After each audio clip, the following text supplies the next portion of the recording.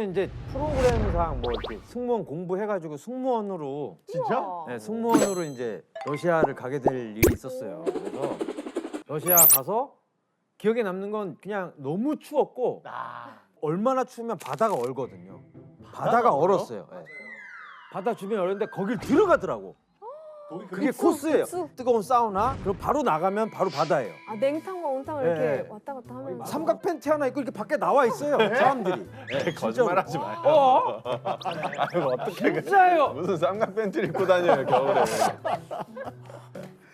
지원 씨 말이 맞아요. 맞죠? 아 또 가보셨어요, 선문교 교수님? 그럼요. 역사관은 가봐야죠. 제 말 맞죠? 진짜 그렇게 빤스만 입고 나와 있다니까 사람들. 그죠, 그죠?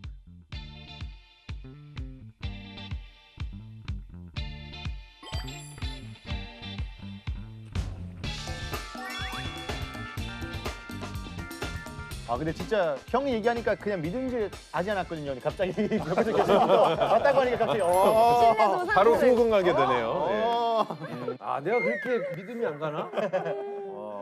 맞습니다. 바다인데 온다 그랬잖아요. 네. 오늘 사실은 제가 이야기 드릴 포인트 중에 하나 또 거기도 있거든요. 요걸 놓치지 마셔. 아주 좋은 얘기 하셔가지고. 아 진짜 바다가 온 걸 처음 봤어요, 저는. 그러니까요. 네. 그러니까요. 오늘 아주 굉장히 중요한 부동항이라는 이야기가 아마 나올 텐데 아마 요거 지금 지원 씨 얘기하신 걸 한번 좀 떠올리시면서 가시면 좋을 것 같습니다. 그럼 우리가 네. 블라디보스토크로 온 특별한 이유가 뭔가요, 선생님? 그러니까 이 벌거벗은 세계사 우리 제가 나왔던 그 시리즈를 좀 보시면 첫 번째 나왔던 게 태평양 전쟁 원폭.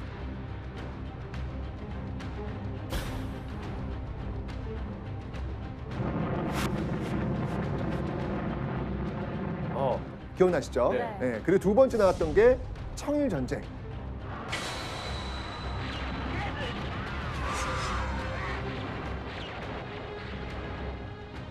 네, 사실은 이게 어떻게 보면은 일본 어떤 제국주의 모습의 태평양 전쟁이 마지막이었고 청일 전쟁이 처음이었다면 이제 오늘 본격적으로 일본이 제국주의 대열에 뛰어들게 되는 본격적인 이야기가 오늘 펼쳐지게 됩니다. 오늘은 기승전결의 어디쯤 정도 되는? 딱 중간. 딱 중간. 네, 딱 중간에서 모든 맥을 잡아주는 어떤 그런 시간이 될 거거든요. 네.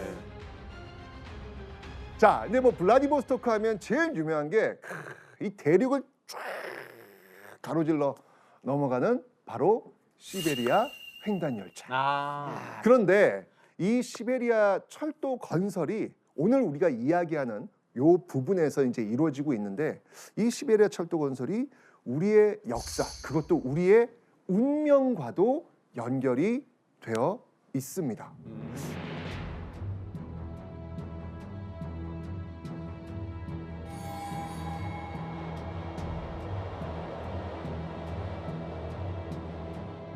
그 이유는 뭐냐면 바로 이 시베리아 철도 건설 때문에 나오는 큰 사건이 하나 있어요. 그 사건이 뭐냐면 청일 전쟁에 이어서 오늘 우리가 이야기해드릴 주제입니다. 바로 러일 전쟁.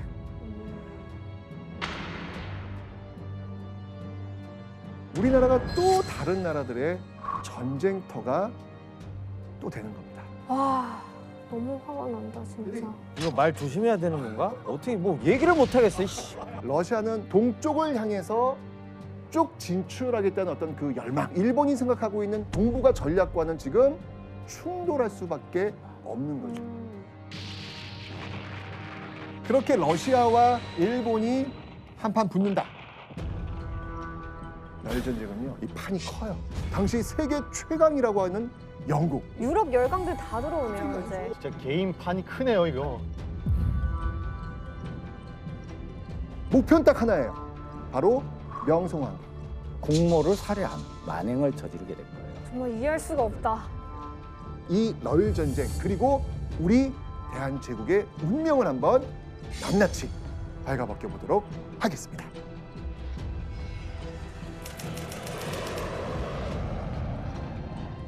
자, 러시아가 왜 이 시베리아 철도 건설에 정말 다 쏟아부을 정도로 엄청나게 국력을 쏟아붓거든요. 그 이유가 무엇인지 한번 좀 설명을 좀 드리도록 하겠습니다. 자, 대략 우리는 19세기 상황을 좀 이해를 좀 해야 될 것 같아요. 19세기. 그러니까 1800년대부터 1900년 요 사이 한 100년의 시간이 되는 건데 이 시간을 이게 정치학 쪽에서 뭐라고 이야기를 했었냐면 여기 나중에 이제 소설 제목이 되면서 아주 유명해진 단어가 있어요. 그 단어가 뭐냐면 바로 The Great Game. The Great Game? 예, The Great Game. 처음 들어보셨나요? 전 처음 들어봤습니다. 그래요? 게임이요? 게임. 해봐 게임. 것 같은데요? 게임. 예, The Great Game이라는 건데 열강들이 이렇게 식민지 차지하려고 게임하는 그런 느낌인가요? 맞습니다. 정확히 맞습니다. 이게 더 그레이트 게임의 핵심적인 내용은 뭐냐면 이 영국, 정말 이 바다를 꽉 쥐고 있는 해양 세력 영국과 그다음에 특히 러시아. 딱 봐도 대륙 세력이잖아요. 그죠? 이 대륙 세력 러시아와 이 해양 세력 영국이 한마디로 얘기하면 세계 패권을 쥐고 게임을 하는 거예요. 마치 체스판 놓고 말 뚝뚝뚝 누면서 게임을 한다.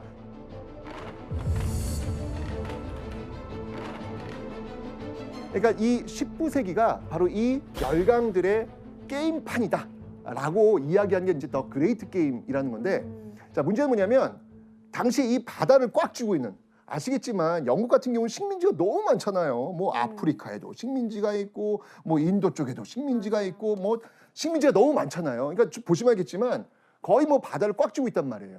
근데 문제는 뭐냐면 러시아도 좀 뭔가 차지하고 싶은 거죠.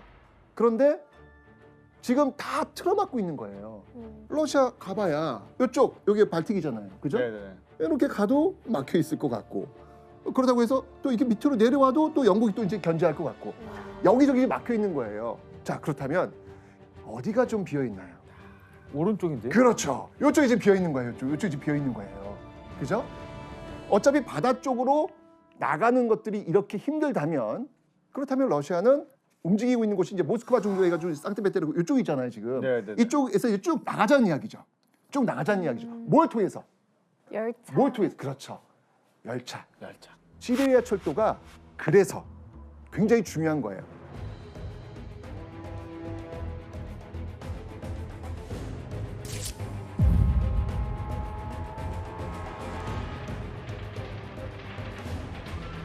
이 시베리아 철도를 통해 가지고 쭉 나가 가지고 종국적으로 이들이 얻고 싶었던 건 뭐냐면 바로 부동항입니다.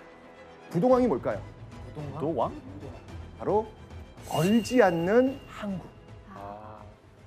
아니 생각해 보세요. 배를 대야 되고 배가 왔다 갔다 해야 되는데 바다가 얼어버려. 그럼 그게 항구 기능을 하겠어요? 못 하겠어요? 못해요. 못하는 거예요. 러시아는 너무 추운데 그런 항구가 없는 거예요 지금. 위쪽 다 그러면 다 막 얼고 막 그런 거예요? 그러면? 그렇죠. 그러니까 얼지 않는 항구를 갖는 것. 그래야 이 바다로 나가니까. 바다를 제패하지 않고서는 세계 팽창이 어렵거든요. 그죠. 발트 같은 경우가 보통 그 10월 정도부터 눈이 내리기 시작해서 얼기 시작해요. 겨울이 와요. 그럼 바다가 얼어붙어 버려요. 그러니까 10월부터 이듬해 5월까지는 네. 바다가 얼어 있어요, 그냥.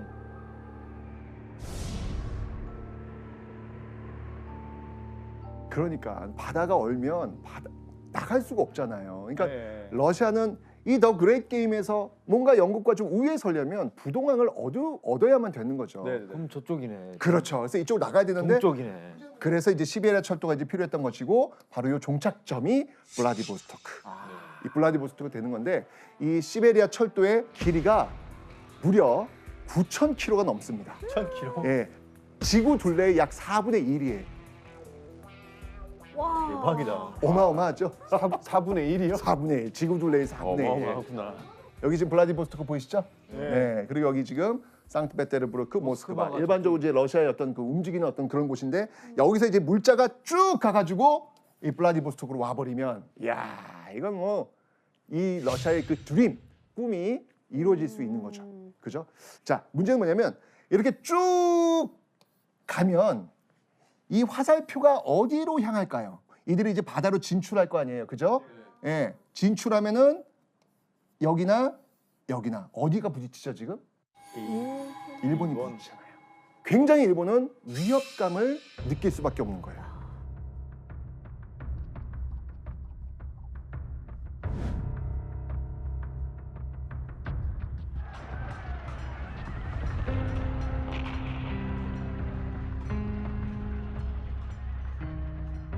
아니 러시아는 저 멀리 우리랑은 전혀 상관이 없는 그런 나라라고 생각을 했는데 이렇게 철도 깔아가지고 여기까지 지금 와버리면 이건 지금 일본이 생각하고 있는 동북아 전략과는 지금 충돌할 수밖에 없는 거죠.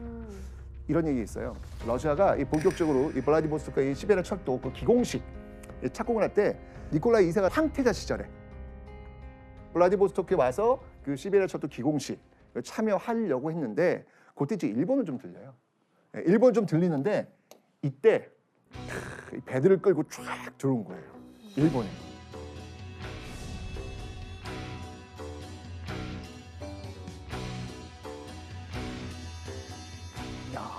그 일본이 얼마나 깜짝 놀랐겠어요. 그렇죠.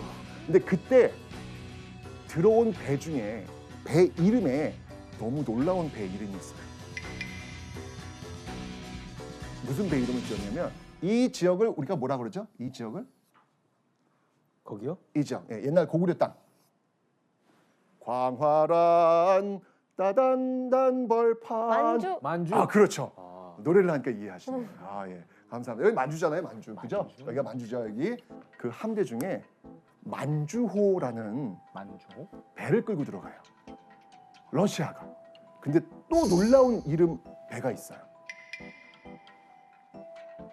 코리에치. 코리에치. 한국 코리- 코리아? 맞아요. 예? 한국호. 뭐 한국 남성이란 어떤 그런 뉘앙스를 갖고 있는 건데 한국이란 이름이 들어간 배를 끌고 들어갑니다.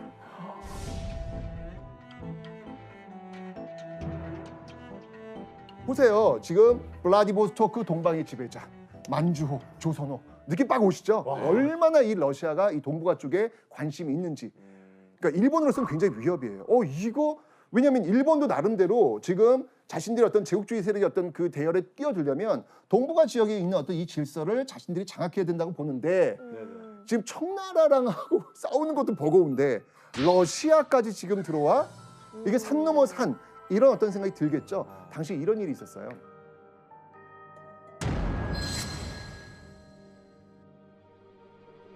오스 사건이라 그래가지고 일본 경호원이 그러니까 니콜라이 2세 경호원이었겠죠. 이제 붙었을 거 아니에요. 이제 일본에 와서 네, 국빈 네. 제적을 받아야 되니까 그 순사가 칼을 들고 니콜라이 2세한테 테러를 가합니다.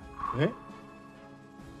칼을 들고 니콜라이 2세 죽이려고 했다는 거예요. 순경이 칼을 뽑아들고 이 사람의 머리를 내리쳤어요. 쳤어요? 9cm 정도 이 머리에. 네?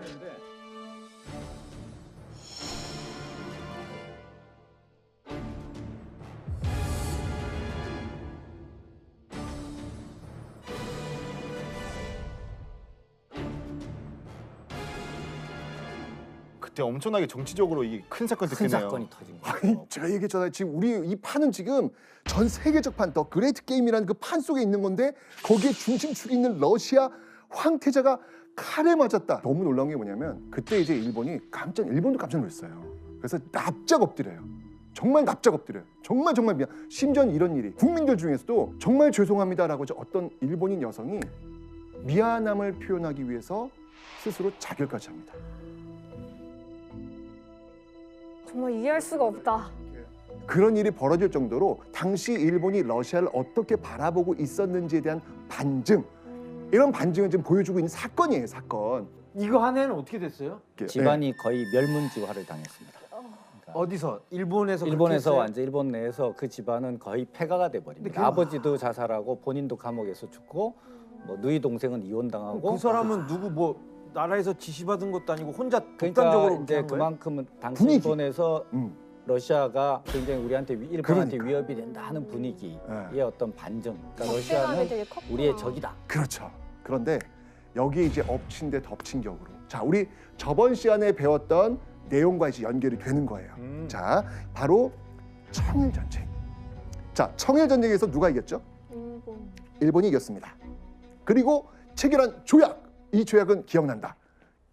시모노세키. 맞습니다. 바로 시모노세키 조약. 자, 시모노세키 조약에서 제일 핵심이 뭐냐면 일본이 어디를 가져간다였죠? 일본이 어디를 가져간다? 그 되게 중요한 구역 있잖아요. 야오tung. 요동반도. 여동반도. 요동반도를 가져가는 거잖아요. 요동반도 여기를 가져가는 거잖아요. 여기를.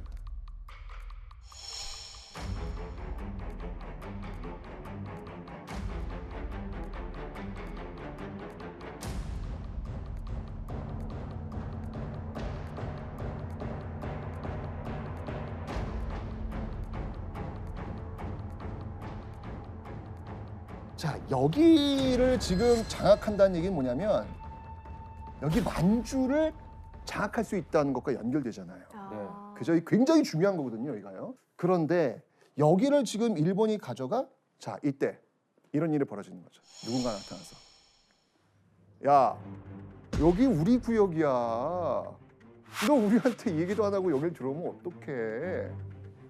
방 빼라. 그러는 거예요, 갑자기? 이런 모습이 나오는 거죠. 그게 바로 러시아입니다. 러시아, 프랑스, 독일 이 세 나라가 여기를 가져왔던 일본한테 가라. 여기는 함부로 들어온 데가 아니야, 너희들이. 라고 이야기를 하는 거예요. 왜 세 나라가 그래요? 사실은 러시아가 요동반도를 호시탐탐 노리고 있었어요. 네. 근데 혼자 하면 민망하니까 동맹국인 프랑스, 그다음에 독일까지 설득을 한 거예요. 아, 그래놓고 러시아가 먹으려고 하는 거예요? 그렇죠. 요동반도를 1898년에 러시아가 그걸 차지를 해요. 그러니까 제가 이제 강의 시간에 가끔 쓰는 좀 속된 표현인데, 일본이 이제 중국하고 싸워갖고 중국을 때려가지고 요동반도라는 알사탕을 뺏어서 일본 입에 탁 넣었어요. 그래서 꿀떡 삼키려고 하는데 시베리아 북곰이 딱 나타난 거야.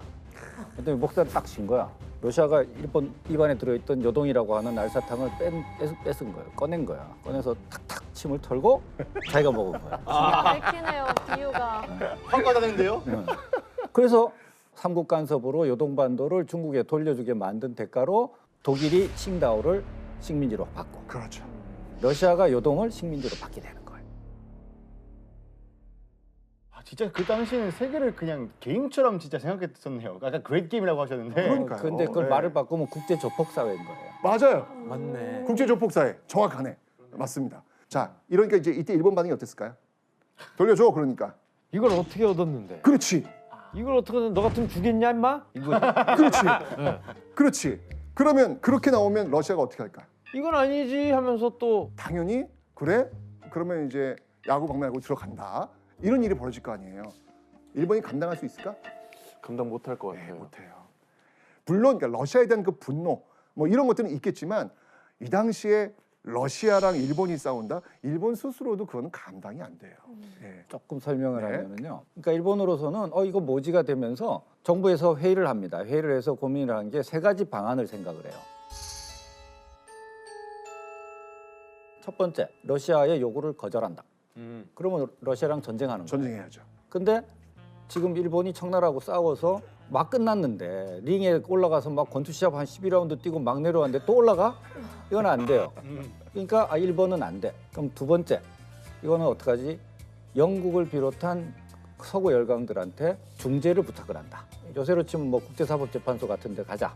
이런 의미가 되겠죠. 그래서 영국한테 중간에 중재 좀 해주시오라고 부탁을 해요. 그랬더니 영국이 난 모르겠어 이렇게 됐어요. 중재 안 해줄 거야 그렇게 된 거예요. 그러니까 두 번째도 안 돼. 그럼 세 번째 마지막 남은 길은 뭐예요? 그냥 돌려주는 건가? 러시아랑 빼야지. 타협을 해야 되니까 방 뺄 수밖에 없다 이거죠. 그러니까 돌려준다. 대신에 그냥 주는 건 아니에요. 배상금을 받아요. 3천만 테이를 3천만 양을 더 받아요. 배상금을. 어쨌든 하지만 돌려줬다. 근데 재밌는 건 뭐냐면 러시아 그렇게 딱 해놓고 나서 러시아가 어땠냐면 청나라는 지금 일본한테 지금 배상금을 지금 지불해야 되는데 청나라도 돈이 없잖아요. 그래서 이 러시아 또 빌려줘요. 예, 돈을 빌려주고 야 우리가 돈도 빌려줬잖아. 그리고 또 이렇게 중재도 해줬잖아. 그러니까 우리가 요동반도를 여기 리순항을 좀 빌려 쓸게. 머리 쓰네. 머리 쓰는 거죠. 예. 지금 러시아 같은 경우에도 이 리순이 너무 중요했어요. 아까 이 블라디보스토크까지 왔잖아 지금, 그죠? 네네네. 근데 이 블라디보스토크 역시 어떤 항이에요? 겨울에 어떻게 돼요? 거기도 얼잖아요. 맞아. 온다고 맞아. 그렇잖아요. 블라디보스토크. 여기도 온단 말이에요. 아. 여기도 한계가 있단 말이에요. 그런데 이 리순, 야 여기 안 얼거든요. 기가 막히거든요. 그래가지고 청나라한테 오케이를 받아내요. 이러면서 이 리순항을 이제 러시아가 장악하게 되는 겁니다.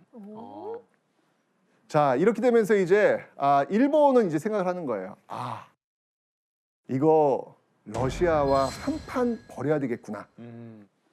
이러면서 이제 러일 전쟁의 준비에 들어가는 모습을 좀 보이게 되는 겁니다. 자 그런데 이 러일 전쟁이라는 정말 얽히고 설킨 이 세계 역사 속에서 우리는 또 어떤 피해를 입게 되는지 러시아와 일본의 그 각축전이 벌어지고 있었던 1895년 을미년으로 한번 떠나보도록 하겠습니다.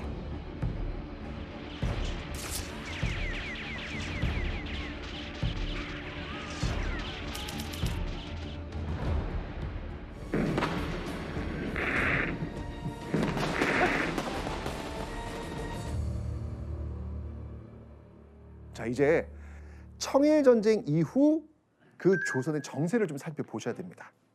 자, 보세요. 일본이 청일 전쟁에서 그 아시아의 패권을 가지고 있던 청나라 이겼습니다. 그죠? 그리고 심지어 경복궁까지 점령하는 사건도 있었죠. 자, 이러니까 당연히 이 조선에서 왕, 뭐 명성황후, 백성들 일본에 대한 시선이 어떨까요? 안 좋죠. 분노죠. 조선 사람들 첫 충격은 뭐냐면 청일 전쟁에서 일본이 이겼다는 거예요. 아, 네. 아니 청나라, 야, 그 큰 나라가 일본한테 져? 이건 공포죠. 그리고 지금 저 짓들을 하고 있으니 더 무서운 거예요. 그런데 저렇게 막 나가고 있는 일본을 가볍게 방 빼라. 누구였죠? 러시아. 일본. 네, 어. 바로 나간단 말이에요. 그러니까 조선 뭐 러시아네 라고 하면서 이때 대거 러시아 쪽으로 가게 되는 거죠. 이번엔 러시아 손을 빌린다고? 맞습니다. 러시아입니다. 여러분들이 친러파를 대거 등용하고 심지어 이제 명성황후 같은 경우에 당시 그 베베르 공사, 러시아 공사거든요. 불러가지고 이런 국정을 상담하기도 합니다. 자, 조선이 지금 이런 모습으로 러시아랑 가까워지려고 하네. 일본 어떨까요? 지금 일본은 어떤 상황이냐면 삼국 간섭을 통해서 요동반도 뺏겼어. 지금 뺏겼어. 다시 뺏겼어. 그런데 지금 조선이 러시아랑 또 손을 잡으려고 해요. 어떨까요? 완전 경계하겠죠. 야, 요동반도 뺏겼는데 조선마저? 그거는 안 되지. 조선이 어떤 곳인데 우리가 1876년 강화도 조약 때 이렇게 공을 들여가지고 심지어 청일전쟁이라는 이 엄청난 피해까지 보면서 이 조선에 대한 영향력을 가지려고 했는데 좋다 이거야. 요동왕 만주이 좋다 이거야. 조선까지 이러면서 극단적인 어떤 그 방법을 선택하게 된 거죠.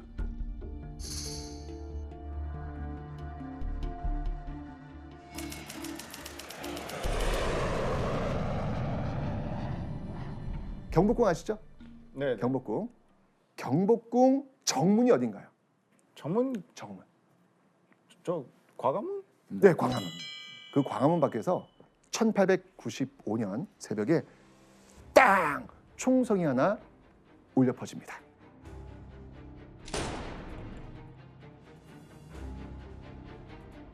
그 총성에 맞춰가지고 그 광화문 담벼락에다 사다리가 올라가면서 이 괴한들이 그 담벼락을 넘어갑니다.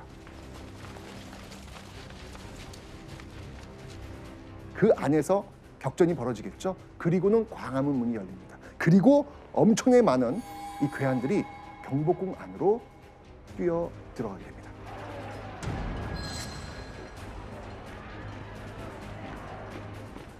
뭐지? 그리고 벌어지는 사건은 을미사변, 명성황후 시해 사건. 바로 일본 그 괴한들의 손에 많은 피를 흘리면서 쓰러져 죽었던 을미사변이 벌어진 바로 그날입니다. 그러니까 당시 이 경복궁이 난입하면서 정말 난리가 난 거예요. 아니, 생각해 보세요. 경복궁이 지금 왕이 살고 있는 곳인데 여기 새벽에 지금 괴한들이 지금 쫓아 들어와가지고 지금 목표는 딱 하나예요. 바로 명성황후. 그 명성황후를 죽이기 위해서 찾는 거예요.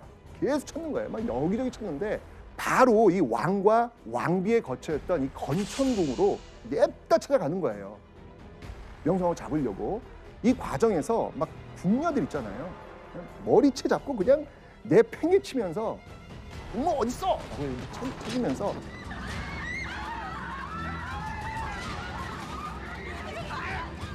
이 칼로 위협하는 심지어는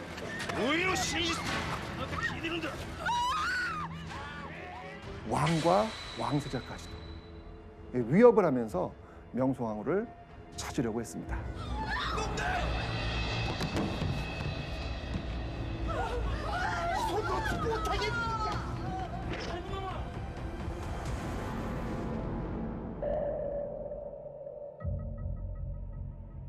정말 엄청난 이 사태가 지금 벌어지고 있는데 당시 그 주한 러시아 공사 그 베벨의 기록을 보면요 이렇게 기록돼 있어요. 뭐라고 있냐면 일본인들은 여인들의 방으로 들어갔지만 왕비의 얼굴을 알지 못했다.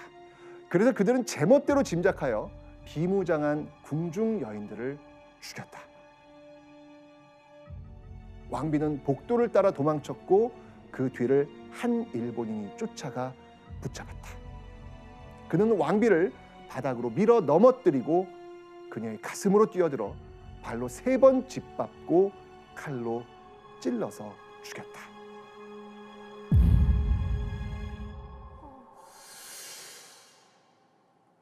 사실 이 정도의 기록에 그치질 않아요.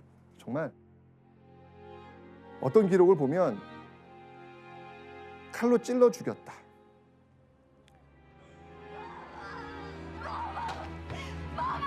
그리고 불로 태웠다.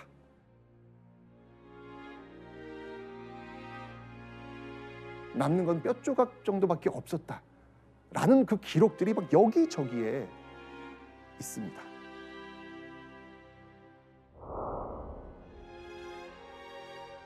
제가 프랑스 언론 그 당시에 봤던 거 있는데 진짜 그 약간 그림 그때 그렸잖아요. 그 네. 신문사에서. 근데 그 그림도 엄청 끔찍하더라고. 진짜 사람들한테도 유럽에서도 어떻게 그런 일이 벌어졌지에 대해서 굉장히 충격이 사건이 됐었죠.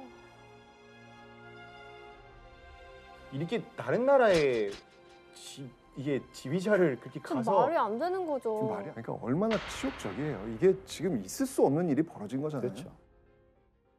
근데 이제 많은 분들이 또 오해를 하시는 게 있어요. 이거 일으켰던 이 인간들 누구냐라고 했을 때 예전에 저희가 배울 때 뭐 거의 깡패들, 일본의 어떤 시정 잡배들이 이걸 했다라는 식으로 저희는 사실 어렸을 때 배웠거든요. 전혀 그렇지 않아요. 전혀 그렇지 않아요. 이 사람들이 어떤 사람들이냐면 그 당시 일본인들의 그 엘리트들 있잖아요. 그 엘리트들로 구성이 되어가지고 이 일을 저지른 거야. 이건 뭐냐면 조직적이고 계획적이었다는 이야기예요. 이 사람들 어떻게 했을까요? 일단은 기본적으로 사람 죽였잖아요, 지금요. 그럼 벌 받아야지, 당연히. 그죠? 게다가 일국의 국무원 아닙니까? 그죠? 무죄 방면. 그리고 좋은 자리에 올라가는 모습들도 보입니다.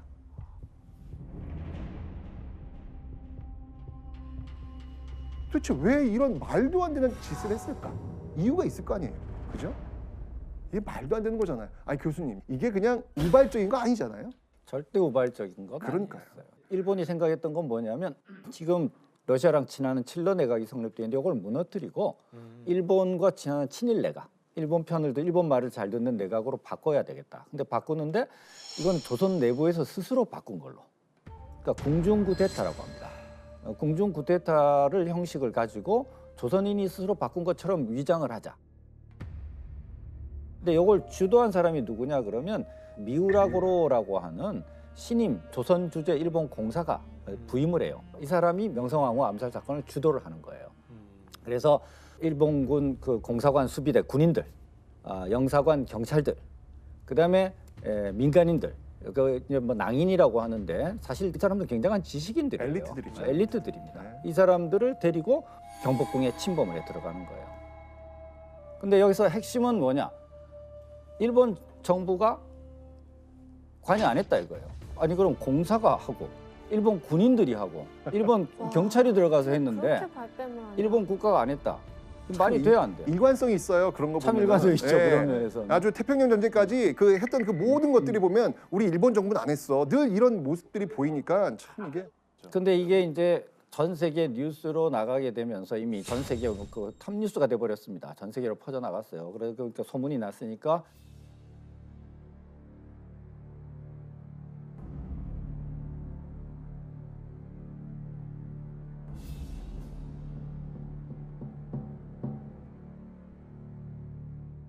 일본도 처벌하지 않을 수가 없었어요. 그래서 미우라 공사를 비롯한 관계자들을 전부 일본으로 송환해서 체포해서 일본 군사법정에 세웠어요. 세웠는데 결과는 무죄 방면입니다. 이유는 증거 불충분.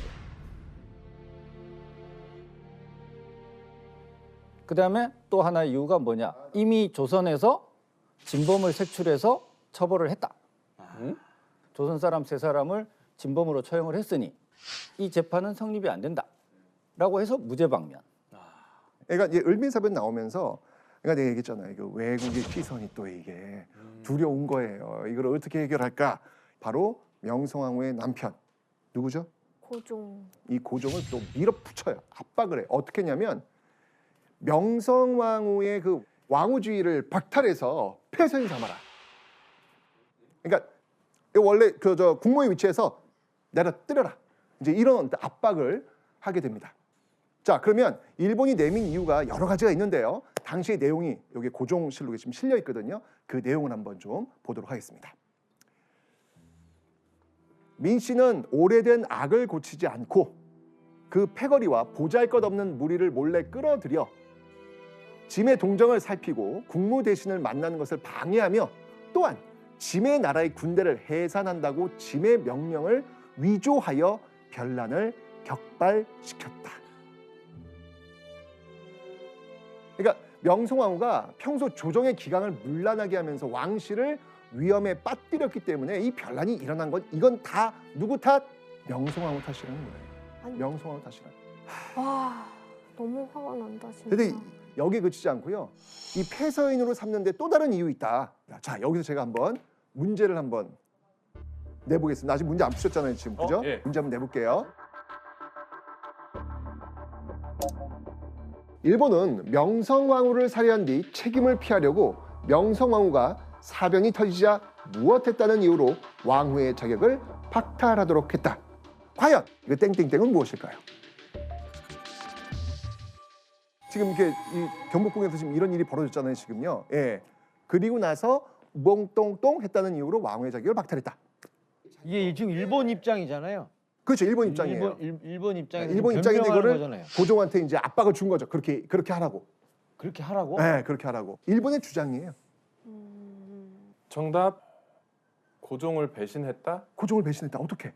고종의 위치를 알려줬다. 뭐. 뭐가 이렇게 이야기해서 자격이 없다. 네네네네. 오답입니다. 근데 아까고 배신했다라고 하는 것과 좀 살짝 연결이 될 것 같은데 이게 좀 터졌어. 이랬을 때 과연 명성은 뭘 했을까? 그러면 정답 이 러시아랑 뭐가 좀 관계 맺어서 자기 맘대로 외교를 했다고 해서 자기가 위로하려고 느낌? 이 정답은요.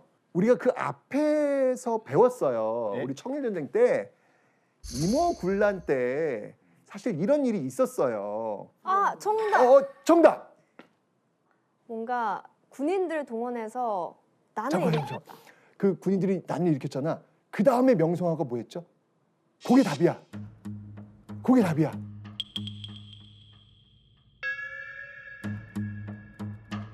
이모군란 때 궁이 남아 있었어요, 안 남아 있었어요? 도망갔어요. 도망갔어요. 정답. 아, 이렇게 맞췄나요? 맞췄습니다. 네, 맞췄습니다. 도망갔다는 이유로. 네. 도망갔다는 이유로 왕후의 자격을 박탈하겠다. 아니 그러면 근데, 저기 좀 도망가죠. 뭘 어떡해요? 뭐 어디서 도망갔다는 이유로요? 이게 이미 죽였어요, 명성황후를. 네. 살해해가지고 막 처리해버렸어요. 근데 그래놓고 죽었다는 발표를 안 하는 거예요. 아 어디 갔지 도망갔다 이런 거예요? 그러니까 없어졌다. 아니 그러니까 살해당한 게 아니라 그냥 혼자 도망간 거다 이렇게 뒤집으셨다고요? 그러니까 이렇게 정변이 발생했는데 국모가 자리를 안 지키고 어디로 도망가고 없어졌다. 아니 그러면 고종은 살해된 걸 몰랐나요? 알았죠. 왜 몰라요? 당연히. 아니 그럼 무슨 맞아요. 자, 그 내용 고종실록을 한번 보면서 설명을 좀 드리겠습니다. 사변이 터지자 짐을 떠나고 그 몸을 피하여 이모년에 지나간 일을 답습하였으며 찾아도 나타나지 않았다. 이것은 왕후의 지위와 덕에 타당하지 않을 뿐만 아니라 그 죄악이 가득 차 선왕들의 종멸을 받들 수 없는 것이다. 짐이 할 수 없이 짐의 가문의 고사를 삼가 본받아 왕후 민씨를 패하여 서인으로 삼는다. 좋은데 저렇게 써놓으면 저걸 진짜 믿고 살았을 거 아니에요. 아니 뭐 물론 이제 그렇게 알기를 일본은 원했지만 아니 목격자가 지금 얼마나 많은데 이게 되겠습니까 이게. 어쨌건 그런 식으로 이걸 마무리하려고 했던 거예요. 근데요 여기에 그치지 않고요 더 악랄한 속내가 하나 더 숨겨져 있어요. 이렇게 한 이유가 있어요. 그 이유 뭐냐면 만약 일본이 명성황후를 죽였어 이게 지금 다 알려졌어 이 상황까지도 일본 지금 생각을 한 거예요. 이게 페이크 뉴스잖아요, 이거. 네. 이랬을 땐 왕비가 아니라 강등된 신분인 서인, 즉 일반인을 죽인 거다.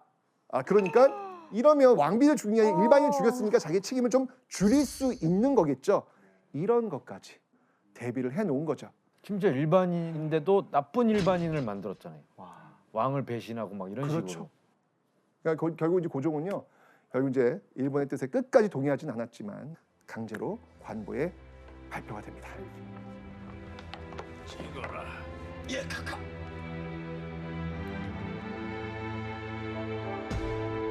이놈들이 알아 이놈들. 저거는 이제 나중에 고종이 번복해요. 뭐냐면 일본의 강요에 의해서 저런 식의 기록이 남고 저 사실 자체는 나중에 번복이 돼요. 고종이 뒤집어요. 다행이네요. 다시 번복을 해요? 예, 번복합니다. 그러니까 명성황후 자기 부인이 저렇게 살해가 되니까 뭐 공포죠, 두려움이죠. 나도 죽을 수 있겠구나. 그 시점에는 뭐 일 자체를 할 수가 없었다 그래요. 그냥 공포에 바들바들 떨고 있는 어떤 그런 모습이었고.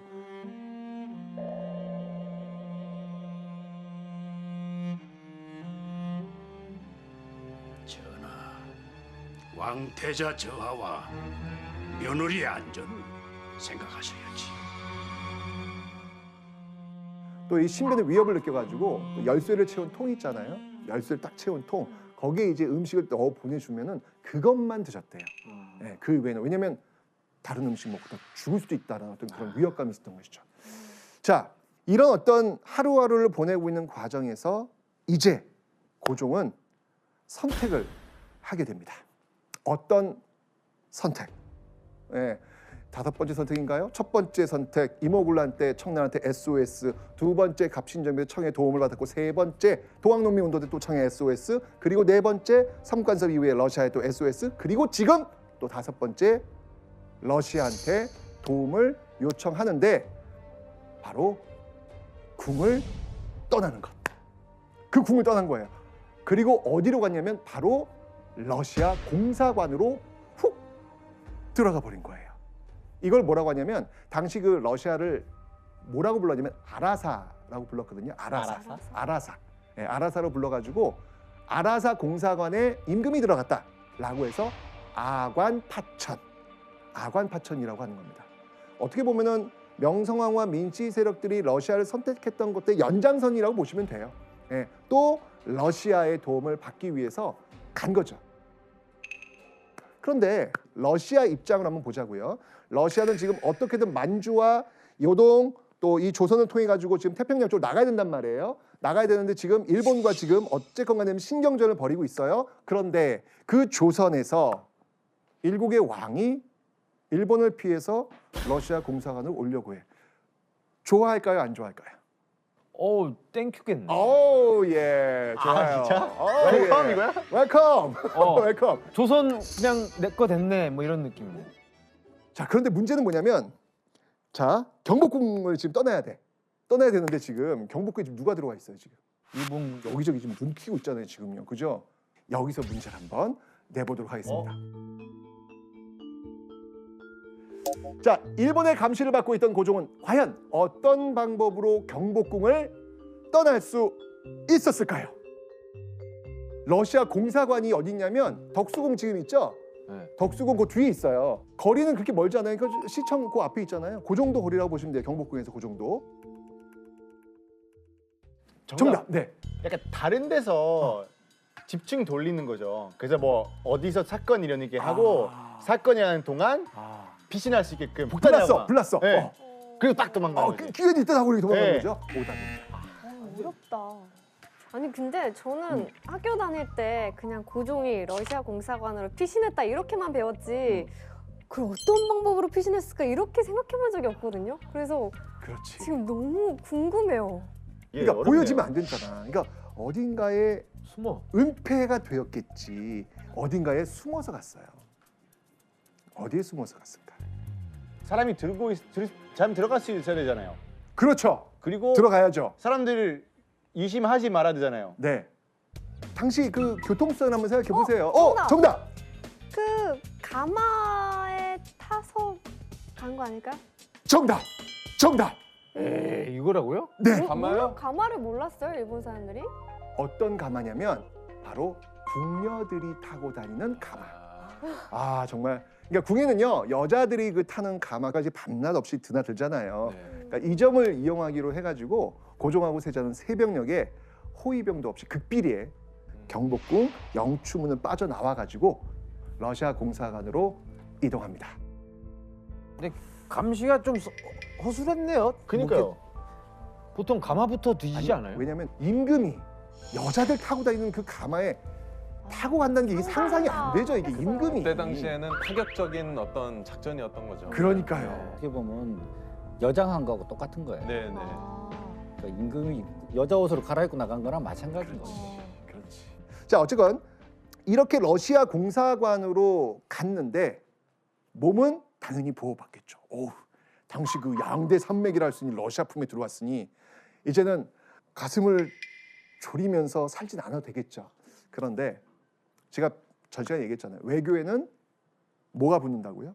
영수증. 영수증이 붙는다고요. 공짜 없어요. 존재하지 않아요. 당연히 러시아가 고종을 딱 이렇게 보호하고 있으니 러시아한테 뭐 줘야 될 거 아니에요. 그죠? 이때부터 이권들이 엄청나게 많이 러시아 쪽으로 넘어가요. 뭐 산림체벌권 뭐 이런 것들이 막 넘어가는데 여기서 재밌는 이야기. 우리 블라디보스토크에 지금 와 있잖아요. 블라디보스토크에 가시면 굉장히 유명한 영화 배우가 거기서 태어났어요. 근데 그 유명한 영화 배우의 할아버지가 이때 이 러시아의 이권을 받아가지고 억수로 돈을 많이 벌어요. 이 배우가 혹시 누군지 아세요? 힌트 드릴까요? 아마 존박 씨 아실걸? 아 유명한 사람인데 이 영화입니다. 바로 왕과 나. 킹의 날? 너무 옛날 영화인가? 너무 옛날 영화인가?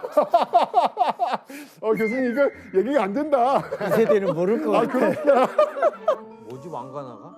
이게 참 힌트 예, 깨끗이 밀었어요. 예. 율브리너. 정답. 아 율브리너의 할아버지가 이때 러시아 왜 이권을 많이 넘기잖아요. 네. 울릉도, 뭐 압록강 이런 산청을 받아가지고 돈을 억수로 많이 벌어요. 예. 그래서 율브리너의 생가가 블라디보스토크에 있는 거예요. 이게 다 연결되어 있는 겁니다. 이게. 예. 자, 어쨌건 자 그림 한번 보자고요. 지금 무모한 짓을 하면서까지도 자신의 목적을 이루려고 했는데 헐 고종이 러시아 공사관으로 가버렸어. 일본 어땠을까요? 발동동. 싸워야 되나? 당시 상황을 그 미국의 선교사 헐버트가 뭐라고 표현했냐면 그들의 노력은 어처구니 없이 허사가 되어버렸다. 왕은 스스로 러시아의 품에 자기의 몸을 던졌으며 모든 한인은 일본에 대해 열화같이 분노했다. 임진왜란 당시의 민족 감정을 방불케 했다.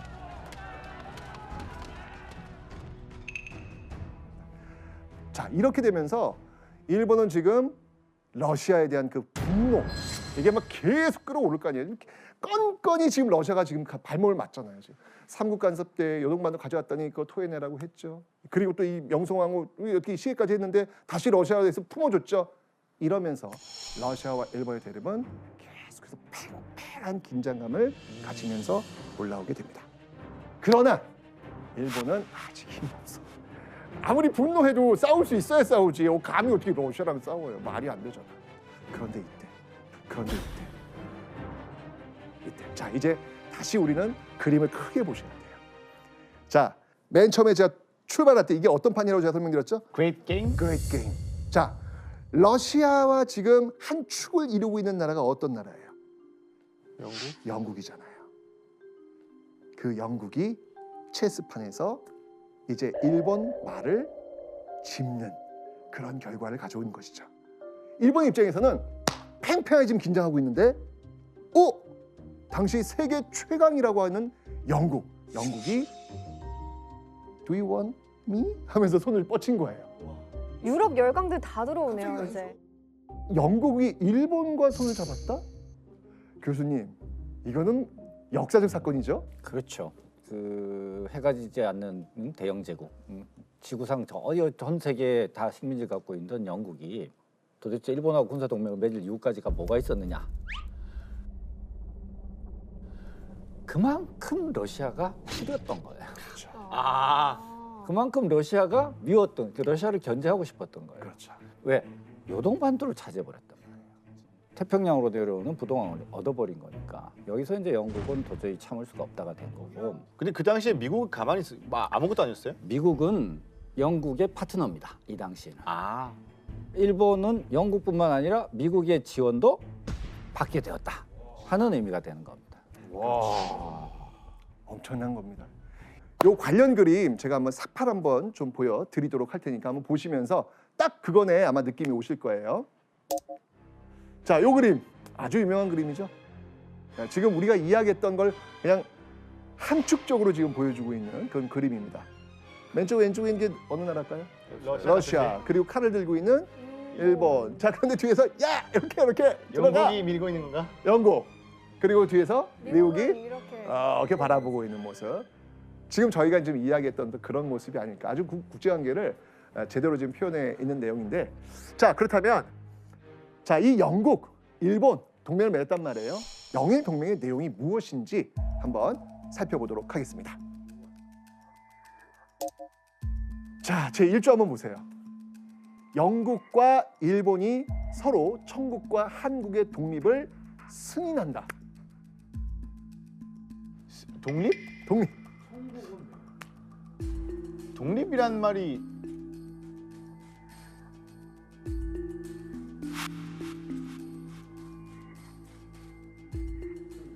저기 보세요. 여기 대립 대항축을 한번 보시면 돼요. 영국, 일본, 청국, 한국 이렇게 나오잖아요. 네.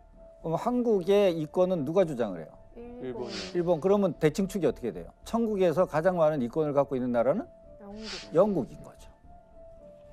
그러니까 일본은 왜 자꾸 이 조선을 독립 말만 들으면 좋지? 이 이유가 뭘까요? 그러니까 다른 나라한테 한국 건들지 마, 우리 거니까 이거 아니에요? 그렇죠. 정말 누구 맘대로. 이렇게 뜻밖의 우군, 정말 영국이 일본과 손을 잡았습니다. 자, 이제 일본은요, 이제 마지막 장애물이라 할 수 있는 러시아를 딱 치워버리면 이제 우리나라를 침략하는 건 뭐 거칠 게 없는 거죠. 그런 상황이 벌어지는 겁니다, 지금. 그러면 이 러일 전쟁이 벌어지기 전에 청나라에서는 뭐 어떻게 대처했나요? 예, 사실 여러 가지 이유들이 있는데 그 중에서도 러일 전쟁으로 가는 가장 큰 요인 중에 하나가 뭐냐 그러면 1900년 중국에서 발생했던 의화단 사건입니다. 의화단. 네, 의화단 사건. 이 의화단 사건이라고 하는 것은 청일 전쟁에서 1895년 지고 나니까 청나라는 일본한테 엄청난 이제 배상금을 지불해야 되는데 배상금 지불할 여력이 없어요. 돈이 없으니까 이 틈을 타고 서구 열강들이 마치 하이에나 떼처럼 몰려든 거예요. 청나라 니들 돈 없지? 내가 돈 빌려줄 테니까 일본한테 갚아라. 차관을 주는 대신에 뭘 얻어요? 이권을 뺏어가요. 그러니까 이렇게 되니까 청나라 민중들이 청왕조를 도와서라도 서양 오랑캐부터 몰아내야 되겠다 생각을 합니다. 그래서 이제 일어난 사건이 1899년에 천진에서부터 시작해서 1900년에 북경으로 쳐들어가서 의화단들이 외국 공사관, 영사관을 습격을 하고 그다음에 철도와 전신선을 파괴하면서 저항운동을 일으키는 거예요. 8개 나라가 연합군을 구성을 해서 북경으로 쳐들어갑니다.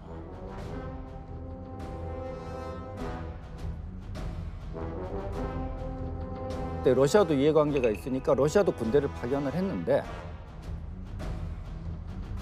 북경에는 별로 보내지 않아요, 병사를. 뭔 짓을 했느냐?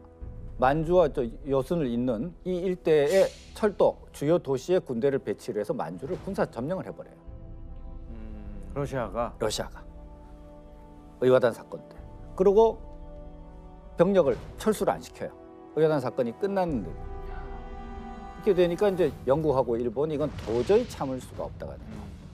그게 이제 1902년에 영일 동맹으로 가게 되고 여기서 이제 부딪히기 시작하는. 문제는 뭐냐면 아직 러일 전쟁이 벌어지는 그때까지 이 시베리아 철도가 완공이 안 됐어요. 그런데 만약 이게 완공이 되는 순간 어마어마한 병력과 물자가 그냥 밀려올 거 아니에요. 이게 완공되기 전에 아 빨리 잽싸게. 그렇죠. 빨리 끝내야 되는 거예요.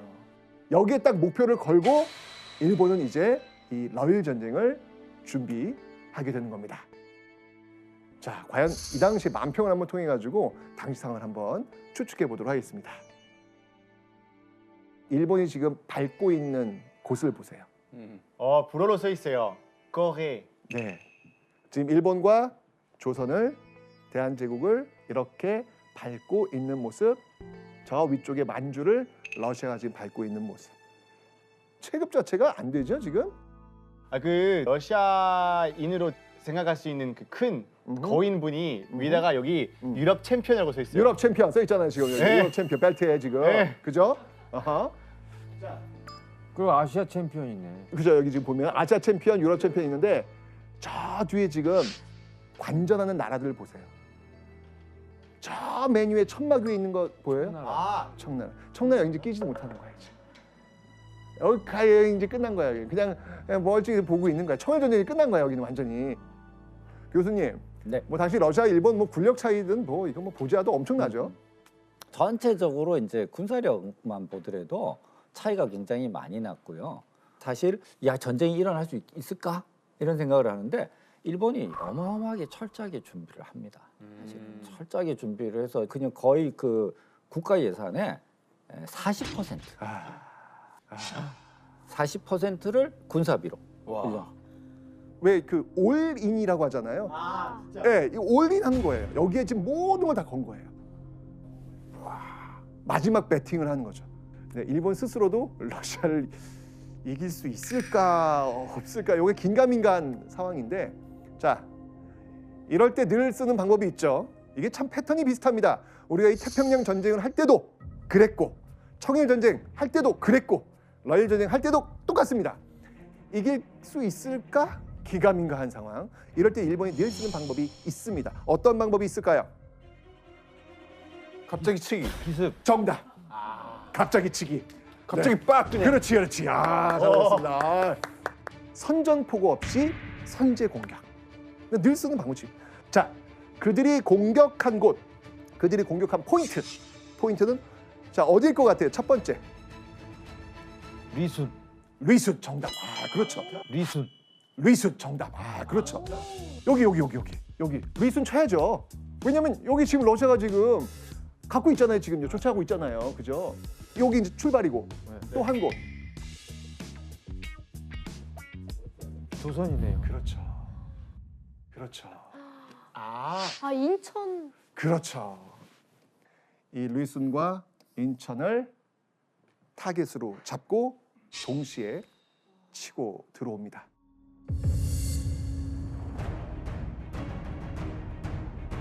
인천에서 이 일본 함대와 러시아 함대가 붙어요. 그때 러시아 배 두 척이 격침이 되는데 그 배 이름이 뭐였냐면 그 한국호하고 바랴코가 있는데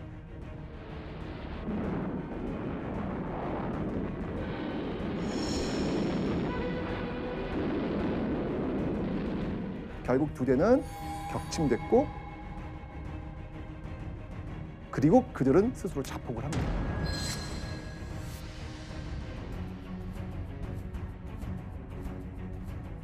정말 이 청일전쟁에 이어서 우리나라가 또 다른 나라들의 전쟁터가 또 되는 겁니다. 정말 너무너무 가슴 아픈 그런 순간인데 결국 이제 인천에 상륙했고요. 이 서울에 군대를 주둔시킨 뒤에 선전포고를 하게 됩니다. 자, 이러면서 인천 통해 가지고 한양에 들어왔던 그 일본군 사진을 한번 보도록 하겠습니다.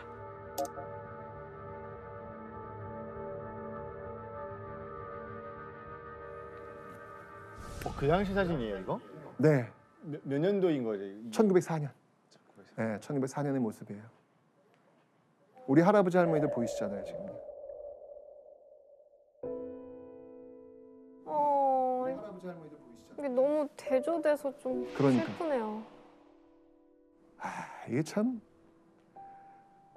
이 사진 보면 너무 가슴이 아프지 않아요? 이게 이렇게 행진하고 있는 모습을 지금 우리 백성들이 지금 이렇게 바라보고 있어야 된다는 이 모습이 너무 참 가슴을 아프게 하는데,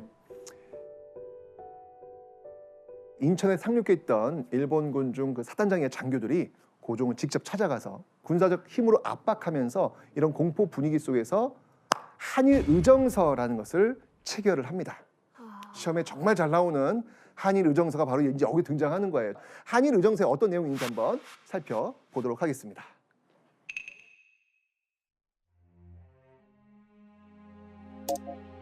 제4조에 보시면요, 제3국의 침해나 혹은 내란으로 인하여 대한제국 황실의 안녕과 영토 보존에 위험이 있을 경우 대일본 제국 정부는 신속히 필요한 조치를 취할 수 있다. 그 다음이 중요해요. 대한제국 정부는 위 대일본 제국의 행동을 용이하도록 충분한 편의를 제공한다. 그리고 군사 전략상 필요한 지점을 상황에 따라 차지하여 이용할 수 있다. 이게 핵심이에요. 그러니까 일본이 필요한 군사 전략상 필요한 지점을 저기 상황에 따라라고 지금 번역돼 있는데 원문에 의하면은 내 마음대로 해요. 임기라고 내가 필요로 하다고 생각하면 그걸 차지해서 이용할 수 있다가 된 거거든요. 그래서 인천으로 상륙한 일본군 부대한테 붙여진 이름이 원래 뭐냐 그러면 임시 한국 주차대예요. 이 임시 한국 주차군이 본국에서 일본 군부로부터 받아온 명령서에 뭐라고 돼 있느냐 그러면 너희들은 한국에 들어가서 인천 한국에 상륙해서 한국을 이제 군사상 점령을 하고 그다음에 영원토록 영구히 한국에 주둔할 태세를 갖춰라라는 명령을 받고 옵니다. 그러면 영구 주둔 태세를 갖추라는 건 뭐예요? 영구 주둔지를 확보하라는 이야기예요. 그래서 저 사조에 의해서 용산에 300만 평의 토지를 강제로 수용했던 거.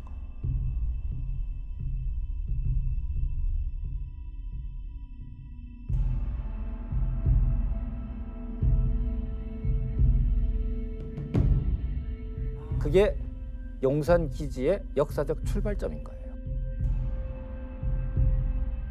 아직까지 그러면 그 미국 군대에 있는 거기 그 그렇죠, 기지에 그렇죠. 원래 일본 군들이 일본 군들이 이 러일 전쟁 때 한국에 영구 주둔하기 위해서 빼앗은 땅이 바로 용산이에요. 상징적인 곳이죠. 네. 러일 전쟁이 시작됐다. 러일 전쟁의 발발 이퀄 일제 강점기의 시작이다. 그러니까 한국 식민지화의 시작이다라고 이해를 하시면 될 거예요. 근데 아까 우리가 이야기했지만 일본은요 정말 모든 걸 걸고 일본은 지금 부딪힌 거예요. 그것도 기습으로. 러시아 됐을까요? 당황하죠. 당황하죠. 예, 당황하죠. 밀리는 거예요 이게.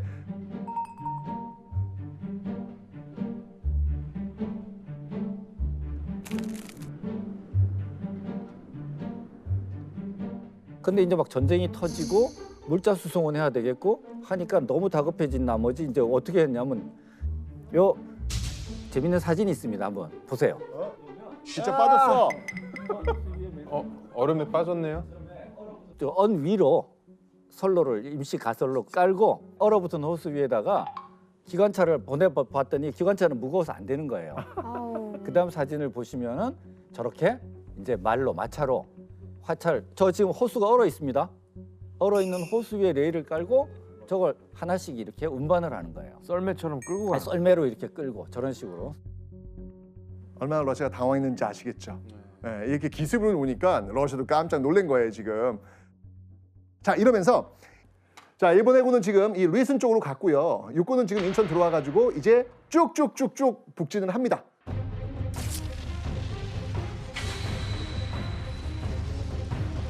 이 러시아군의 주력을 압록강 건너로 퇴각을 시키고요.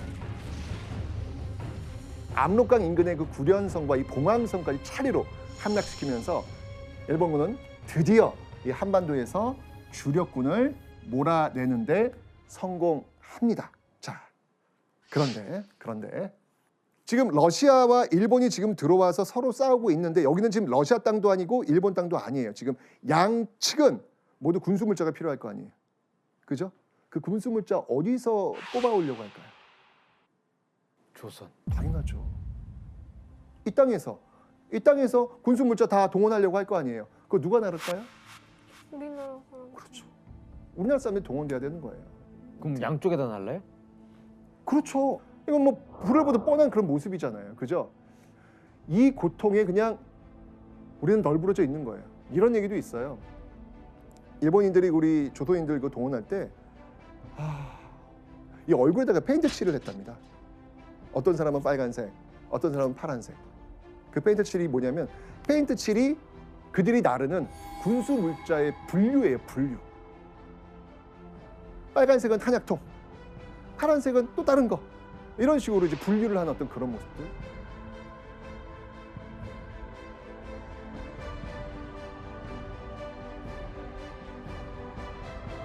너무 가슴이 아픈 거예요. 자, 어쨌건 이렇게 전개되었던 러일 전쟁. 과연 이 러일 전쟁은 이제 앞으로 어떻게 전개가 될 것인지. 자, 이제 러일 전쟁의 그 승패를 가르는 아주 중요한 사건이 일어나는데, 자, 무슨 일인지 궁금하시죠? 바로 리순항. 네. 기억하시죠? 네. 예.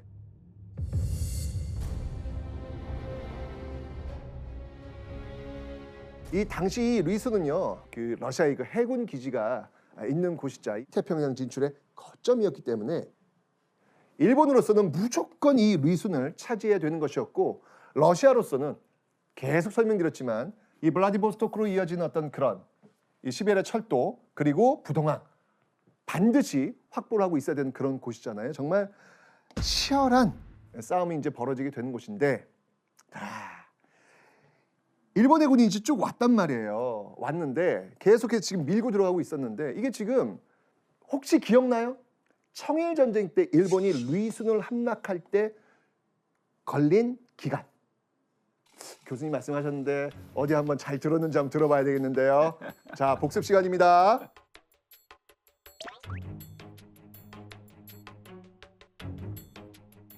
되게 짧은 걸로 하는데. 그러니까요. 사실 여순이 에 점령이 돼요. 와.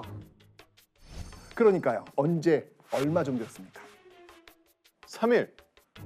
하루. 하루, 한 3개월? 3개월, 그냥 그 사이 한 달? 한 달. 네. 오케이. 네, 좋습니다. 네. 이 네 분 중에 정답자가 있습니다. 누구지? 3개월. 하루일 것 같아요.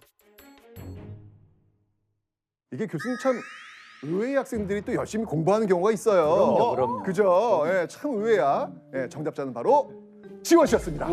예, 정답자는 바로 지원 씨였습니다. 하루 만에? 아니 왜 혼자 복습을 하려고 그러세요? 복습 안 했어요. 그냥 짧다는 생각밖에 안 안 하는 들었어요. 척하면서 혼자 다 공부해온다니까요. 그러니까요. 저는 지금 머릿속이 지금 과부합니다, 여러분. 모든 역사가 지금 뒤죽박죽되고 있는 순간이에요. 네. 네.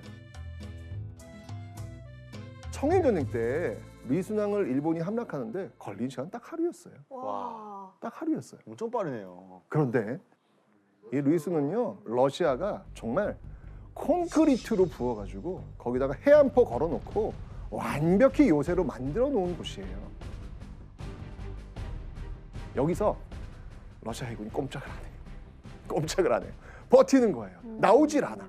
저기 좀 전에 얘기했지만 여순항이 천의 요새항이에요. 그 여순항 자체가 출입국은 그러니까 안으로 많은 굉장히 넓은데 들어가는 입구는 좁아서 배가 한 척밖에 왔다 갔다를 못해요. 그러니까 그 안에 러시아 태평양 함대들이 포진하고 있으면서 일본 배 들어오려고 그러면 포로 때리니까 못 들어가잖아요. 그러니까 이제 일본 연합 함대가 그 앞에 포위하고 이제 묶여 있어요. 연합 함대도. 그러니까 오도 가도 못 하고 있어요. 들어가지도 못하고 나오지도 않고. 근데 여순항 뒤에를 보면은 그게 이제 203고지, 203고지라고 203고지라고 하는 이렇게 산이 있습니다. 거기를 지금 전 선생님 말씀하신 대로 완벽하게 요새화를 시켜요. 완벽하게 요새화를 시켜놓고 그 밑에 이제 그 203고지로 올라가야 여순항을 공격을 하는데 그 203까지 올라가는 길을 전부 나무를 깎아버렸어요. 확 보이게.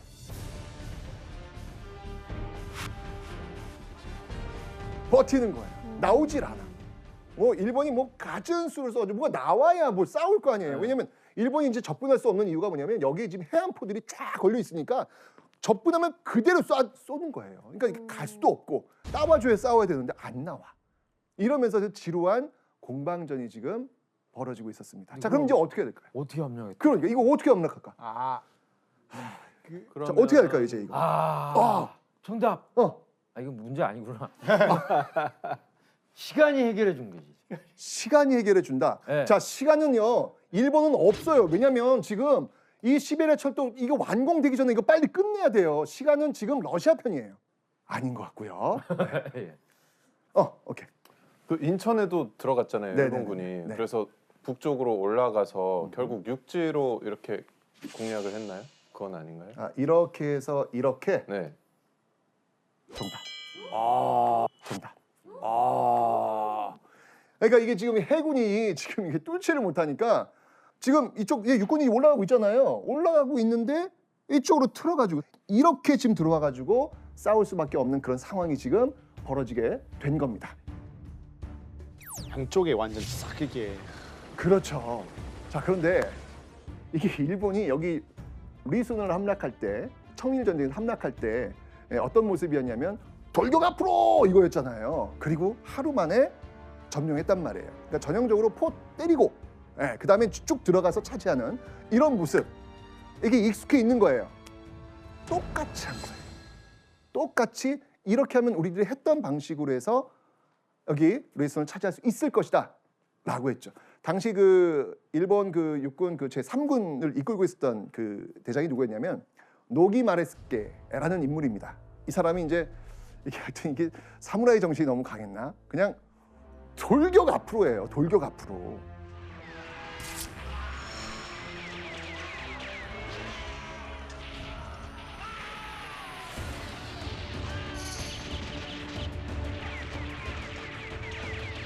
근데 거기다 노기마레스케가 이끄는 일본군이 총공격을 감행하는데 돌격 앞으로만 감행을 한 거예요. 그럼 어떻게 돼요? 위에서 기관 폭풍고 있고. 그러니까 무려 그 여순공략전에서 희생된 일본군 숫자가 6만 명. 전시사단으로 3개 사단 병력이 거기서 사망을 해요. 와. 이거 완전히 이건 제가 볼 때는 이거는 노기의 학살이에요. 학살 이거는.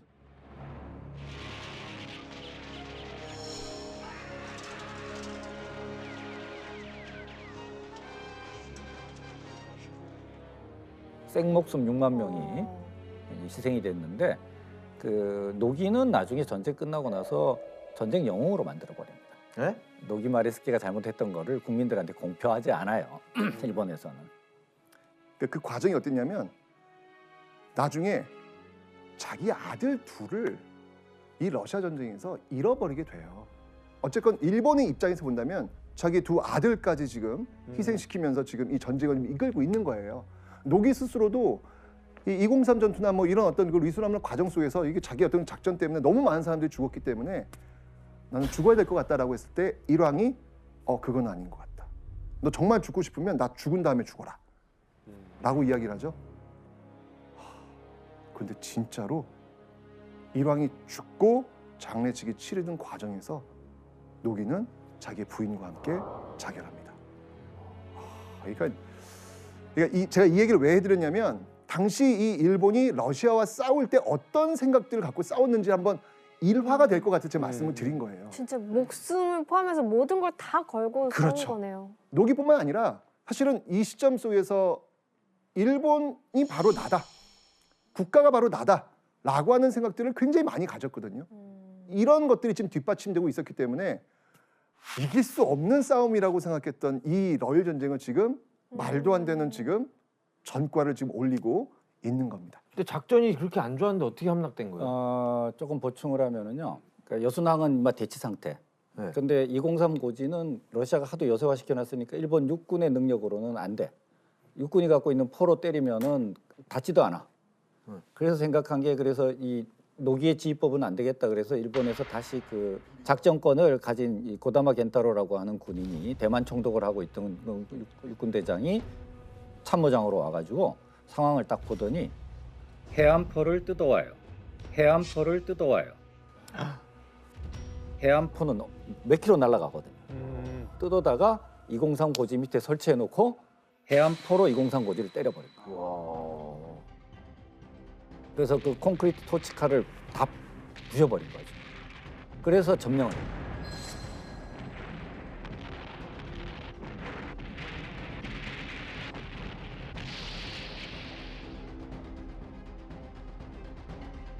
그리고 203 고지를 점령하고 나서 그 위에서 포로 여순항에 있던 극동함대를 때린 극동함대, 러시아 태평양 함대를 때린 거죠. 그렇죠.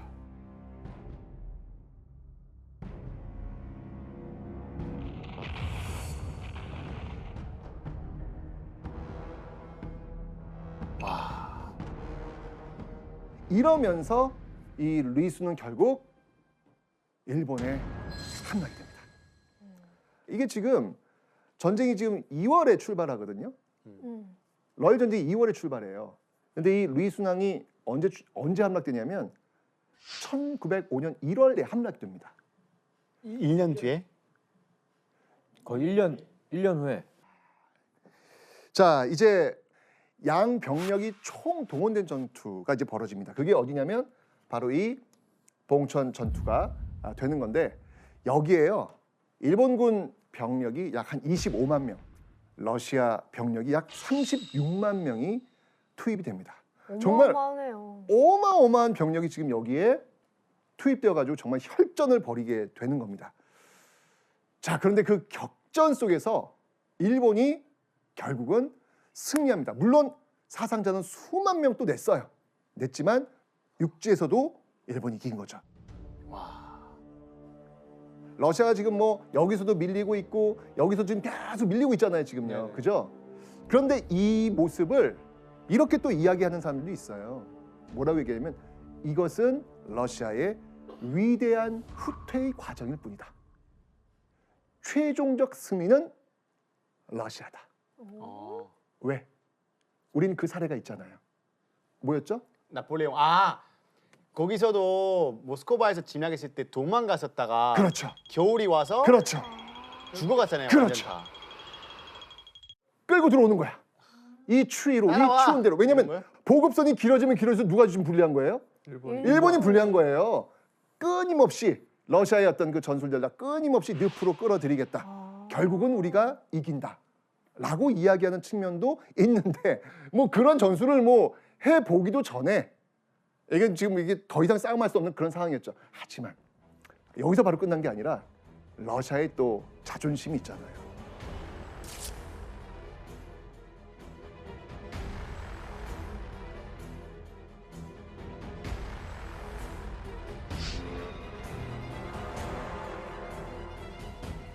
자, 상황을 볼게요. 지금 이 러시아하고 일본은요, 리순을 시작으로 해가지고 우리 땅인 그 제물포, 평안도, 함경도 일대 압록강 그리고 서해 동해 이르기까지 숱한 전투를 벌였고요. 자, 이제 동아시아 이 동북아 싸움에서 최강자가 누구인지 서서히 입증을 하는 그런 단계로 오고 있었단 말이에요.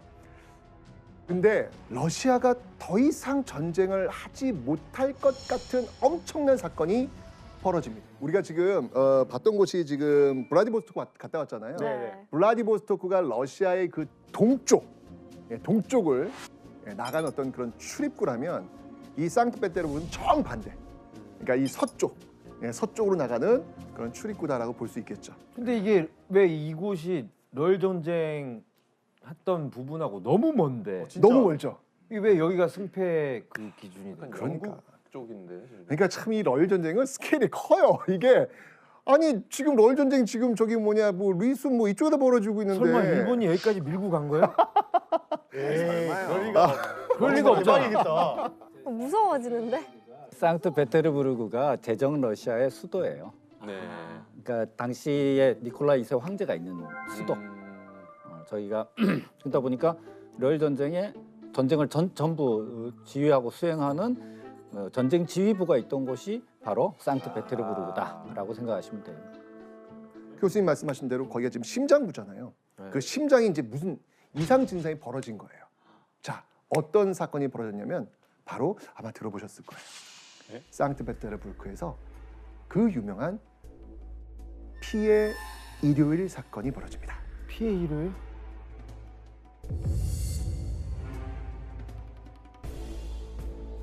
피해 일요일 1905년입니다.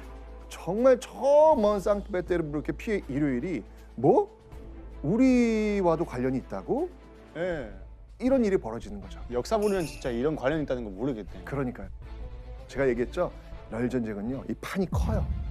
판이 커서 정말 전 지구적인 어떤 그런 사건들이 막 얽히고 설켜 있기 때문에 귀 쫑긋하시고 보셔야 합니다. 당시 러시아도 일본과 마찬가지로 전쟁 중이잖아요. 그럼 국민들은 뭘 감당해야 될까요? 세금. 또 세금. 이 전쟁은 어쩔 수가 없어요. 이게 세금을 부담해야 되기 때문에 이 세금 때문에 이 러시아 이 사람들도 정말 파탄에 이를 지경이었죠. 게다가 이제 근대화를 추진하고 있던 이 러시아는요, 이 농민들이 저임금 노동자가 돼서 경제적으로 이 빈곤과 억압에 시달리고 있었습니다. 그러던 중에 이 상트페테르부르크 최대 금속 기계 공장에서 노동자들을 부당해고시킵니다. 부당해고시키니까 공장 전체 노동자가 파업에 들어갑니다. 과도한 토지 상한금과 물가 폭등, 저임금으로 생활고에 시달리게 된 것이죠.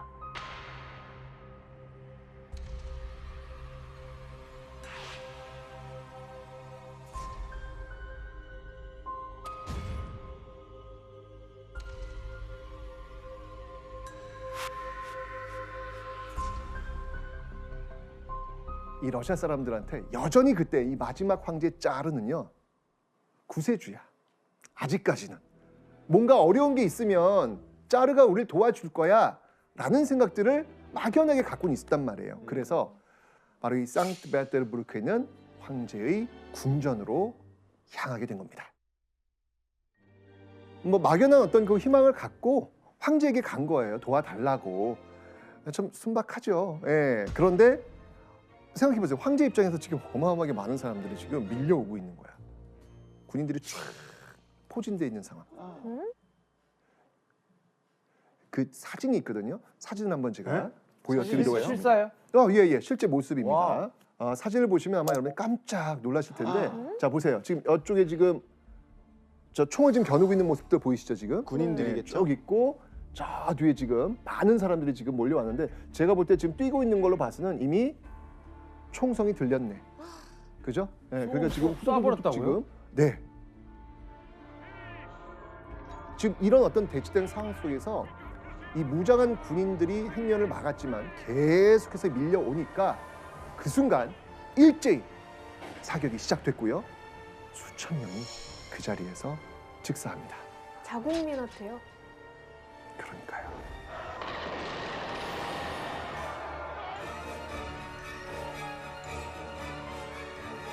이때 이게 눈이 많이 왔대요. 네, 눈이 많이 와서 그 하얀 눈이 쌓여 있는데 거기에 사람들이 쓰러져서 피를 흘리게 되면 정말 그 핏빛이 얼마나 선명했을까. 이게 바로 이제 피해 일요일 사건이 되는 겁니다. 그러니까 이를 계기로 해서 정말 러시아 전역에 마지막 믿었던 짜르가 우리한테 총을 쐈어. 와. 이제는 혁명이죠. 이 혁명의 불길이 아주 거세게 타오르기 시작하는데 다음 날에도요. 이 상트페테르부르크에서는요. 노동자와 군대의 무력 충돌이 벌어졌고요. 이어서 모스크바에서도 총파업이 시작됩니다. 지금 전쟁 중에 그러니까요. 지금 전쟁 중이에요. 지금요. 지금 그런데 그 심장부에서 지금 이런 일이 벌어진 거예요. 1월 한 달 동안 파업 참가자가요 무려 40여만 명에 이릅니다. 그러니까 뭐 월초비네요. 어마어마하다. 40만 명. 어마어마한 거죠. 40만 명. 이게 지금 자 황제라고 한번 생각해 봅시다. 지금 저 뭐 아주 먼 데서는 지금 전쟁하고 있대. 근데 여기는 지금 이 어마어마한 사람들이 지금 혁명의 불길이 막 타오르고 있어요. 자 어떻게 하시겠어요? 자 어떻게 하시겠어요? 도망. 도망? 저는 안 할 것 같아요. 지원 씨는요? 중재를 시켜야죠. 그렇죠. 지금 일단 발등에 떨어진 불이 지금 저쪽 러일 전쟁 이거 아니고 지금 이거예요. 이거 지금. 그렇죠. 이게 지금 너무 거색이 지금 불타오르니까 그래서 전쟁보다는 지금 이 혁명 운동을 수습하는 게 먼저라고 당연히 판단을 하겠죠.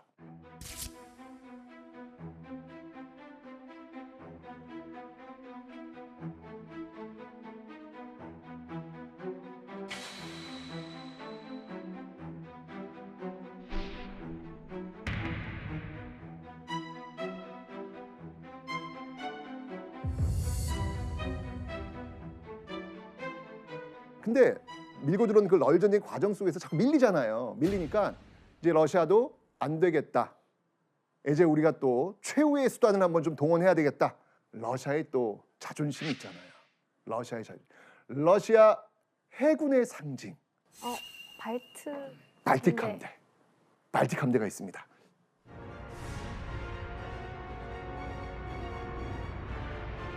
우리의 자랑. 영국 해군과 맞서서 버텨낼 수 있는 우리 러시아의 자랑 발틱 함대를 러일 전쟁에 투입하자라는 결정을 내리게 됩니다. 발틱 함대 한번 볼게요. 자 여기가 지금 발트입니다. 자 지금 저 싸움은 지금 여기서 지금 지금 벌어지고 있습니다. 그죠 지금 그죠? 자 여기 와야 돼요. 네. 너무 멀 것 같은데. 자 지금 저 어떻게 와요? 이거 자. 기차 타고. 배로 오는 거예요. 발틱 함대니까 이게 해군입니다. 네. 네, 해군이 지금 이렇게는 못 오겠죠 지금. 네. 그죠? 아직 시베리아 철도도 지금 완성 안 됐어요. 자 그러면 지원 씨 잠깐만 나오시겠어요? 나오시고 지금 자 발틱 함대를 이끌고 계십니다. 제가요? 네. 자 빨리 지금 전장으로 가야 됩니다. 네. 자 루트를 한번 길을 한번 찾아보시죠. 제일 빨리 갈 수 있는 길. 자 여기 출발선 도착점 가보시죠. 와 어렵다. 화이팅. 일로 가야죠. 에? 지구는 둥그니까 일로 가야죠. 추운 곳으로. 저도 했을 것 같은데 이렇게. 대단하셔. 아니 그때 여기 얼어 있잖아. 얼어 있는데 어떻게 가요? 배가. 아니, 얼음을 뚫는 게 낫지 않을까 이렇게 가는 것보다? 네, 잘하셨어요. 네, 네. 애쓰셨습니다. 네. 좋습니다. 여기 지금 지도에서 지금 표시가 좀 하나 안 된 게 있는데 여기가 뭐가 있냐면 스웨즈. 그렇죠. 자, 그게 우리 저 혜선 씨 잠깐 나와보세요. 거기 길이 있어.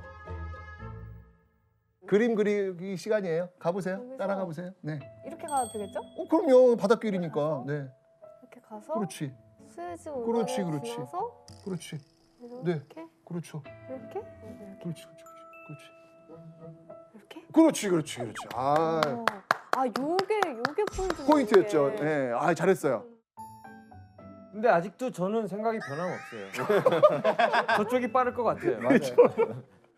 좋습니다. 사실은 발틱 함대를 출발을 시켜가지고 빠르게 올 수 있는 가장 최단 루트는 이 루트예요. 그죠? 그런데 발틱 함대가 네. 이 당연한 상식의 루트를 택하지 않습니다. 저것도 그러면요? 아니에요?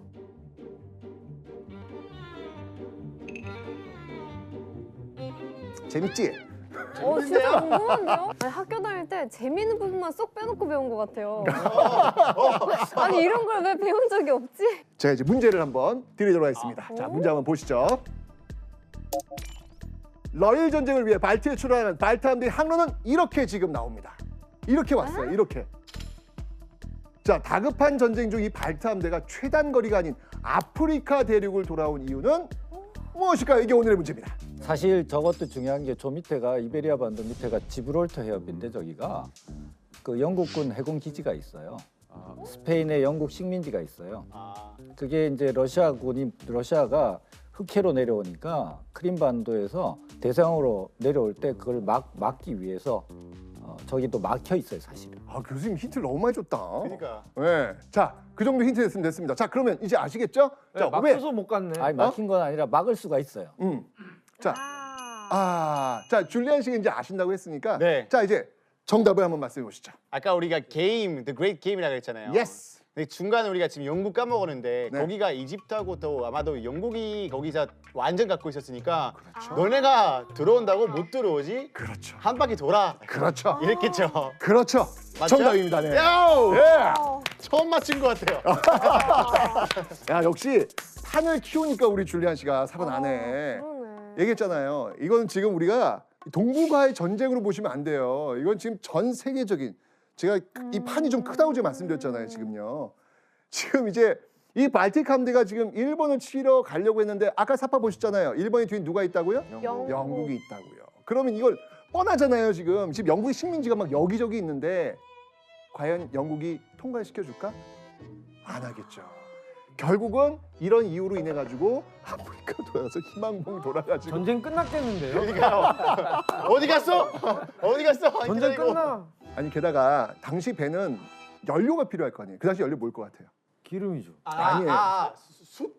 석탄? 석탄이에요. 석탄. 석탄. 아 석탄이에요? 그렇죠. 그러니까 석탄도 공급받으려면 항구에도 들어가고 나오고 그래야 되잖아요. 그러니까 결국 영국의 식민지는 들을 수가 없어요. 근데 발틱 함대가 대단한 게 뭐냐면 이 한 바퀴를 돌면서도 잃어버린 배 한 척 없어요. 에? 전원 다 와요. 전원이? 네, 전원 다 와요. 대단한데요, 진짜. 대단하죠. 발틱 함대가 역시 대단한 해군인 거는 사실이에요. 세계 최강이라고 하는 이유 중에 바로 이런 데서 아마 그 모습을 보여준 것 같아요. 자, 이 1905년 5월 이 발틱 함대는요 드디어 영국의 방해를 뚫고 약 200여일 동안 3만 킬로에 달하는 정말 장거리 원전 끝에 드디어 애썼다 진짜 애썼다. 야, 이거 드디어 거의 지구 반 바퀴 돌았네 진짜. 그러니까요. 드디어 바로 여기 어딘가요? 제주도? 대한해협. 대한해협. 예. 여기에 이제 드디어 쪽인가? 도착을 합니다.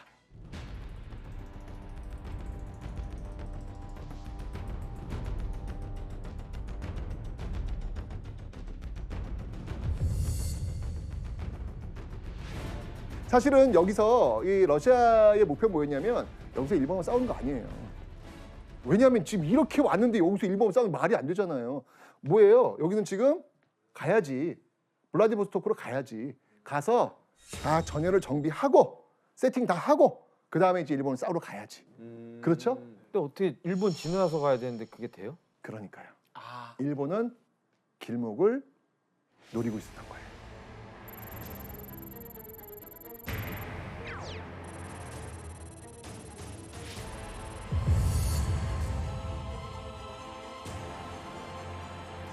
이제 드디어 이제 스시마 대마도 아시죠? 예, 그 앞바다에서 정말 그 대회전을 벌이게 됩니다. 자, 우리가 임진왜란하면 누가 떠오르나요? 그 이순신 아닌가? 이순신 장군. 이순신 장군. 설마. 아니 그 줄리안이. 아니 다들 말하길래. 자, 정신 차리세요 지금. 자, 이순신 장군 하면은 딱 떠오르는 그 유명한 해전 뭐가 있나요? 명량? 명량도 있고요. 실제 진짜 이 이순신 장군의 전술 전략을 다 보여줬던 진짜 전투가 있잖아요. 그 해전 그게 뭘까요?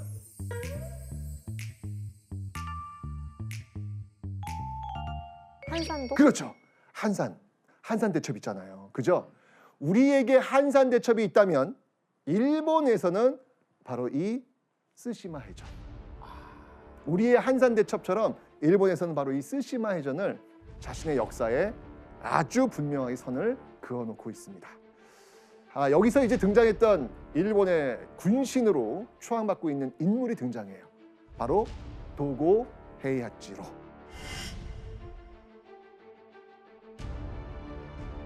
이 러시아 군대가 이렇게 길게 오고 있는 상황이었습니다. 자, 길목을 지키고 있었던 이 일본 역시 마찬가지로 길게 지금 서로 마주 보면서 오고 있었어요. 자, 오고 있다가 이 도고가 굉장히 독특한 일본에서 너무 유명한 전술이죠. 그 전술을 여기서 갑자기 보여주게 됩니다. 그게 뭐냐면 이렇게 쭉 오고 있다가 갑자기 턴을 해요. 배들을 옆으로 턴을 시켜요. 옆으로 턴을 시키는 거예요. 이렇게. 사실은 이 진열을 흐트러뜨릴 때 이렇게 턴을 할 때 있잖아요. 그때가 굉장히 약점이에요. 취약점이거든요. 그때 러시아 때려야 돼요. 근데 일본 해군이 연습을 너무 많이 했어. 정말 아주 빠른 순간에 턴을 통해 가지고 이 일자형을 만들어 버린 거예요. 만들어 버리고 바로 때린 게 뭐였냐면 바로 이 앞쪽에 러시아 사령부가 있었거든요. 그 사령부 기함을 마구 때려 버린 거예요.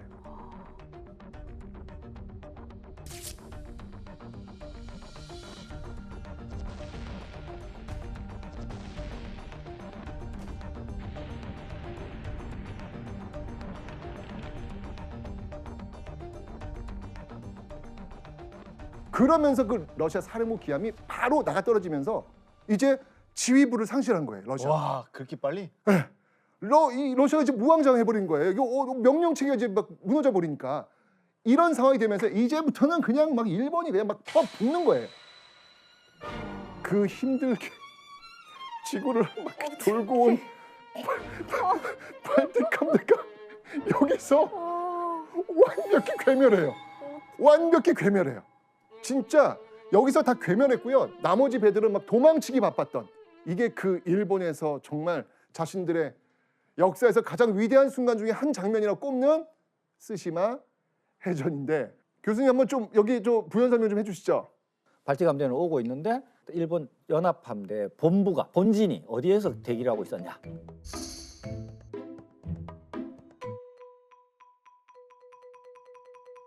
울산? 제주도? 지금 떠올리세요. 지금 우리 해군 군항제로 유명한 곳 있잖아요. 봄이 되면 벚꽃이 굉장히 많이 쫙 펼쳐지는 벚꽃 구경.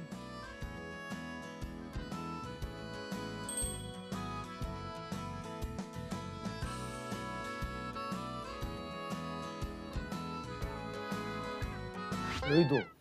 아, 벚꽃만 피면 우리 집 앞에 와가지고 다들 그냥 벚꽃 보겠다고 주차장도 못 들어가게 차 통제하고 말이야. 아니 지금 바다 쪽으로 왔잖아요. 여의도까지 못 오고 우리 바다 쪽에 남해안 남해안 쪽에 왜 우리나라 남해 그 왜 해군 우리나라 해군 기지 있는 곳 진해. 진해. 네, 해군부대가 진해. 있어요. 네, 맞아요. 그러니까 그 연합함대 본진을 거기다 정박을 시키고 점거를 하고 발틱 함대 들어오면 공격해야 되니까 사격 연습을 거기서 했대요. 사격 연습을 하면서 거기 보면 취도라고 하는 섬이 있는데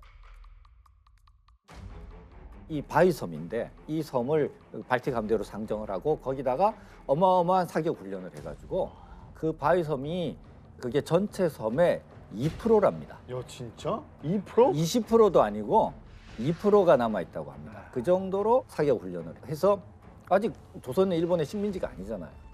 근데도 불구하고 러일 전쟁 때 조선을 마치 자기 영토인 것처럼 자기 식민지인 것처럼 자기 마음대로 사용했다.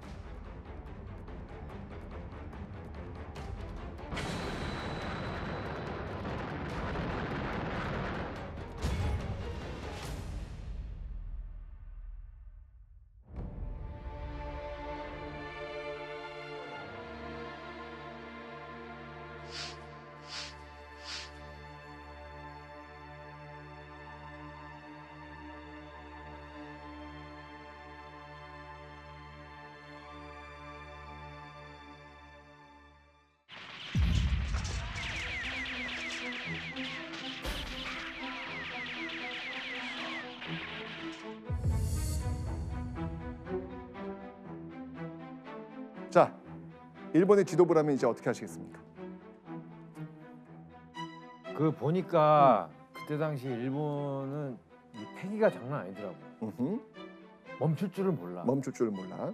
가는 거죠. 좋아요. 이왕 이렇게 된 거, 상트페테르부르크 가자. 어. 좋습니다. 존박 씨는요? 저도 그랬을 것 같은데요. 음흠. 직진했을 것 같아요. 직진, 왠지. 무조건 직진. 네. 이길 게 확실해지면 음흠. 이제 얻을 거 없고 음흠. 자기가 유리할 때 끝내야 유리할 때 끝내야. 더 많이 받을 수 있으니까 음흠. 좀 마무리 마무리. 짓지 않을까요? 좋습니다. 교수님, 당시 일본군 상황을 한번 좀 설명해 주시죠. 그러니까 이 러일 전쟁이라고 하는 전쟁은 청일 전쟁하고 비해봤을 때 비교가 안 될 정도의 어마어마한 물량 소비 전쟁이었어요. 그러니까 청일 전쟁에서 7개월 동안 소비했던 그 무기들 있잖아요. 대포, 포탄이나 화력량이 화기가 러일 전쟁 때는 개전 일주일 만에 청일 전쟁 7개월분을 오버해요. 와, 일주일 만에요. 일주일 만에. 일주일 만에. 그러니까 청일 전쟁에서 2억 엔을 썼다. 근데 일본이 러일 전쟁에서는 4억에서 5억 정도면은 되지 않을까 생각을 했단 말이에요. 근데 1년 반 전쟁하는 동안 일본이 러일 전쟁에서 쓴 전쟁 비용이 무려 약 20억 엔. 약 20억 엔. 10배네요, 10배. 또 그 중에서 보면 13억 엔이라는 돈은 빚냈어요. 아, 영국한테 빚는. 그러니까 13억 엔 중에 영국, 미국한테 절반 한 6억 엔 빌리고 그다음에 국민들한테 공채를 발행을 했습니다. 뭐예요 여기? 전쟁 비용을 쓰기 위해서 국민들한테 강매를 한 거죠. 채권 사 이렇게 되면서. 그러니까 그게 다 빚인 거예요. 그러니까 이 청일 전쟁에서 정말 이게 너무 잘못됐던 게 전쟁을 승리하면 돈이 된다라고 생각하니까 막 빚내서 전쟁을 한 거예요. 이건 국가의 명운을 걸고 빚내서 도박한 거나 마찬가지인 거예요. 그리고 피해가 너무 컸어요. 러일 전쟁에서 일본이 전사자만 거의 8만 7천, 약 9만 가까이가 되고 부상자도 한 40만 정도 되니까 사실은 상처뿐인 영광이 되는 거예요. 더 이상 전쟁을 일본도 힘을 발휘할 수 없을 정도로 지쳤다. 자, 어쨌거나 지금 이런 상황이에요. 러시아 같은 경우에는 피해 일요일 사건으로 인해서 더 이상 이 러일 전쟁을 수행할 수 없게 되었고 일본은 전쟁을 할 수 있는 힘이 없어요.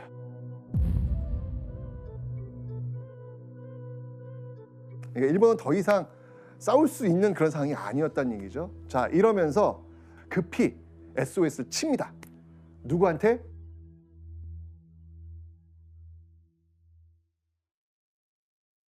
미국한테. 중재를 좀 해달라고 이제 이야기를 하는 거예요.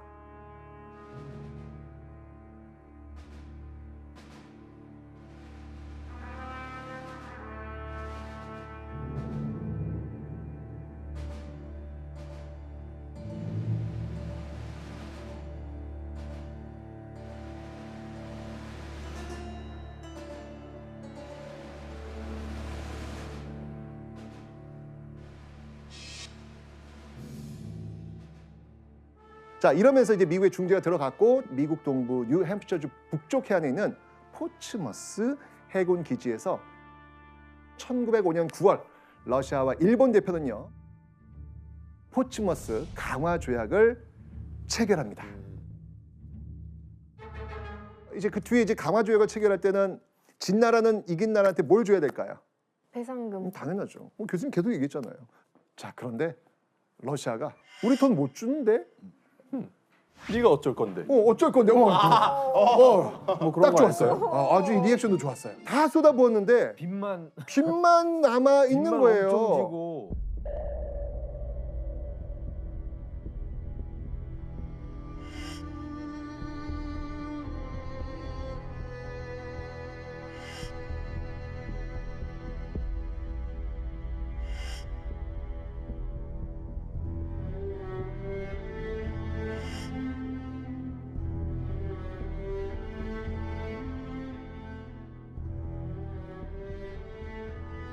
러시아가 만약에 여기서 계속 싸우자라고 했으면 저는 일본이 어떻게 됐을까라는 생각이 드는데 어떻게 보면 일본으로서 진짜 운이 좋은 거죠. 네. 마무리하자라고 해가지고 러시아와 일본은 강화를 맺게 됩니다. 결국 이 조약으로 러시아는 우리나라에서 완전히 손을 떼게 됩니다. 러시아는요 일본이 대한제국에서 정치, 군사, 경제적인 우월권이 있다는 걸 승인하고 우리나라에 대한 지도 보호 감독에 필요한 조치를 할 수 있음을 승인합니다.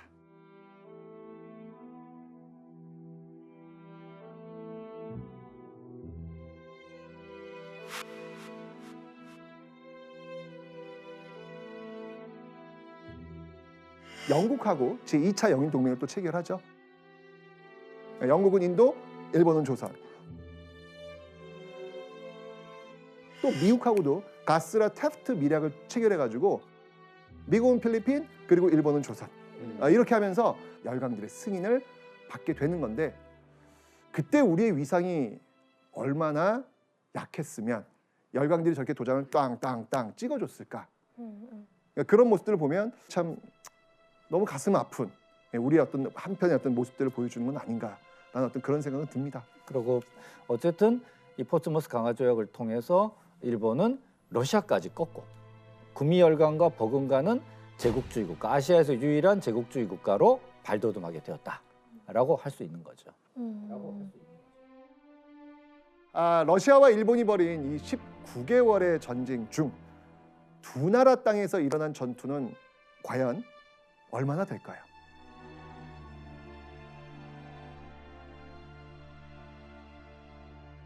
대부분 우리나라하고 중국 땅에서 이 러일 전쟁이 펼쳐진 겁니다.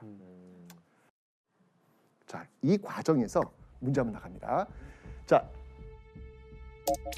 일본은요 러일 전쟁 중 군사 요충지로 활용하려고 우리나라 영토 일부를 아예 그냥 편입을 시켜버립니다. 자, 과연 이곳은 어디일까요?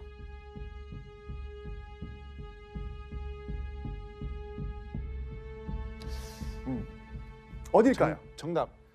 그래도 뭔가 어.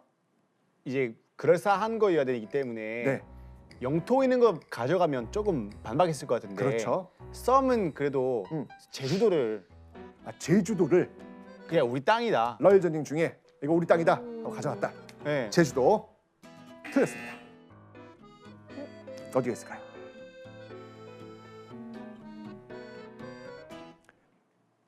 정답 네, 정답. 독도? 정답. 정답. 오, 야. 아니 참 무심하게 맞추시네요. 아니 저도 그 생각하긴 했는데 너무 작잖아요. 왠지 그냥 흐름상 그때 이런 질문이 나온다고? 왠지 여기서 독도 얘기가 나올 것 같은데. 야. 신내렸어. 독도하면 이 러일 전쟁이 딱 이렇게 연결이 되시나 보다. 아니 아니? 그냥 그냥 한번 느낌상. 맞춰봤어요. 네. 근데 정확히 맞추셨어요. 아, 네, 네. 바로 독도입니다. 그러니까 러일 전쟁이 한창이던 1905년 1월, 일본은요 이 동해에서 움직이는 그 러시아 함대를 감시하겠다라는 목적으로 독도를 다케시마라고 부르면서 이 시마네현 소속의 도사가 관할한다라고 결정을 합니다. 그리고 곧 이어서 시마네현고시 제40호를 발표했는데요. 그 내용은요. 독도를 군사 요충지로 활용하기 위해서 일본 영토로 편입하겠다는 것이죠. 그러면 그 일본의 다케시마 주장이 저 때부터 시작된 거예요? 그렇죠. 네, 여기서 그냥 항상 늘 이야기하는 그 유명한 시마네현 여기 나온 겁니다 지금. 무효지. 그리고 몇 개월 뒤에 그 독도에다가 망루를 딱 세우고요. 울릉도 독도를 거쳐서 일본 시마네현의 중심지 마스에라는 지역까지 연결되는 군용 통신선 체계를 완성해 버립니다.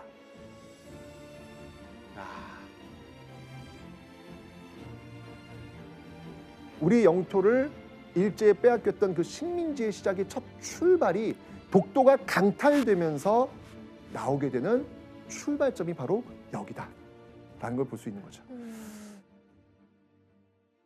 자, 이렇게 해서 독도가 이제 강탈됐고 을사늑약을 1905년 체결하는데 이 을사늑약을 통해서 우리는 외교권을 잃어버리게 됩니다.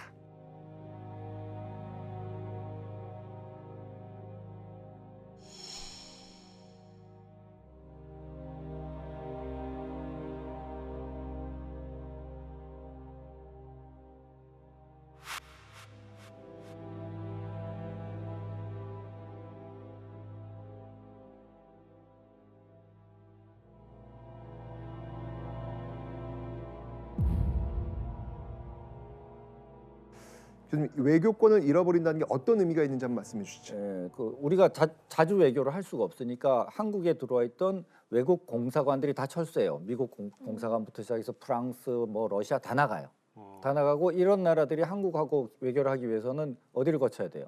도쿄를 거쳐야 돼요. 일본을 거쳐야 되는 것이고 이러면서 이제 대한제국은 국제적으로 고립돼 버리는 거죠. 야 이제는 정말 대한제국이라는 나라가 망했구나 하고 일반 사람들도 느끼게 됐던 어떤 그 계기가 이 1905년 을사년이에요.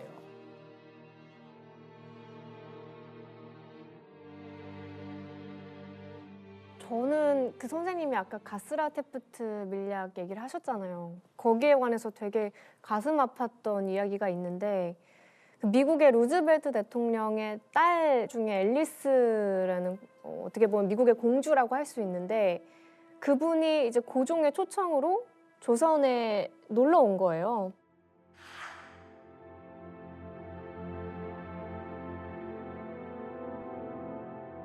근데 이미 뭐 가스라테프트 밀약으로 일본은 한국의 지배를 할 수 있고 미국은 필리핀을 지배할 수 있고 이렇게 밀약을 맺어놓은 상태였는데 고종은 그것도 까맣게 모르고 미국에서 공주가 왔다고 극진히 대접을 한 거예요.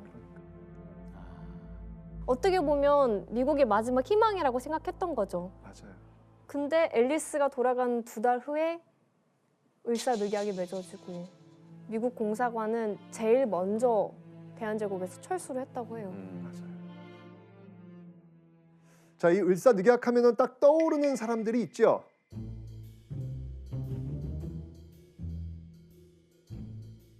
을사오적이죠. 자, 을사오적 한번 이야기해 보시죠. 자, 누구? 아 이거 선생님이 외우라고 하셨었는데 아, 그거 기억하고 있네. 거기까지구나. 일단 누구예요? 이완용. 이완용. 네, 모든 사람이 딱 여기까지는 대답을 하십니다. 네, 그 다음부터는 그 웃고 계시더라고요. 네. 근데 기억해야 돼요.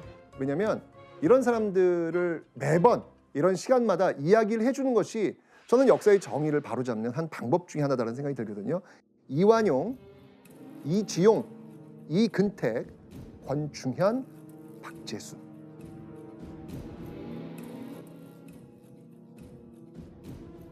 그런데 그들이 했던 것들이 뭐냐면 우리의 외교권이 넘어가야 되는 이 현장 속에서 찬성을 했던 사람들. 그러니까 우리가 기억해야 돼요. 외부 대신에 그 직인을 훔쳐가지고 조약에 날인을 했고 이로써 을사늑약이 강제로 체결됩니다. 결국 일본은 통감부를 설치합니다. 이제부터는 내정 간섭 자기들이 하겠다라는 이야기죠. 그 초대 통감이 누구였냐면 정말 이 청일 전쟁부터 여기까지 정말 이 조선의 운명에 너무나도 깊숙이 들어와 있었던 인물. 이토 히로. 그렇죠. 바로 그 이토 히로부미가 초대 통감으로 임명이 되었습니다. 을사늑약이 체결된 이후에도요. 제가 사실 고종에 대해서 뭐 노력한 모습을 있었는데 예를 들면은 나는 이거 도장 안 찍었다라고 해가지고 헤이그에다가 특사 파견하잖아요. 그게 유명한 그 헤이그 특사. 그렇죠?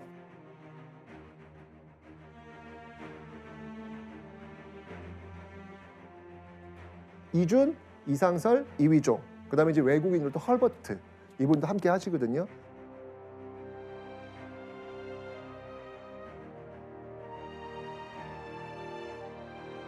그래서 일본이 방해해가지고 실패로 돌아갔고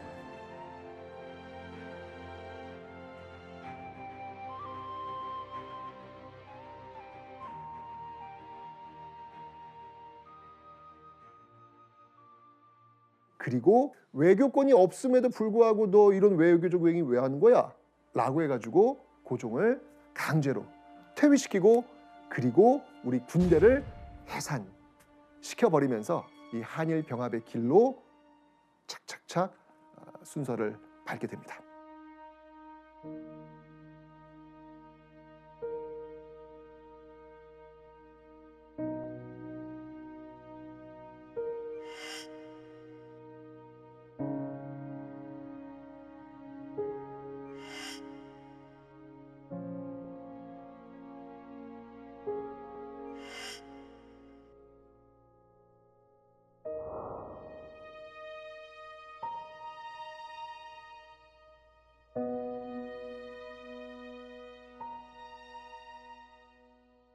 자, 러일 전쟁을 통해 가지고 여러분들이 지금 한번 그 당시 어떤 그 세계적인 어떤 상황을 보셨어요.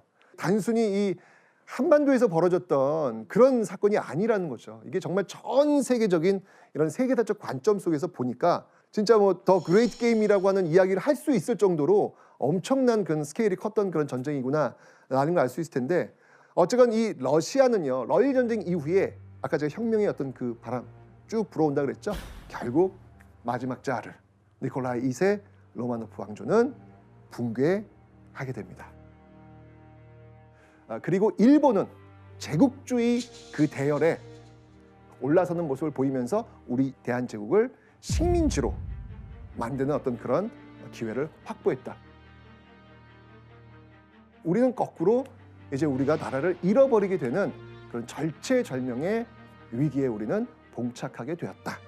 네, 이런 어떤 그 결과를 러일 전쟁을 통해서 알 수 있었습니다.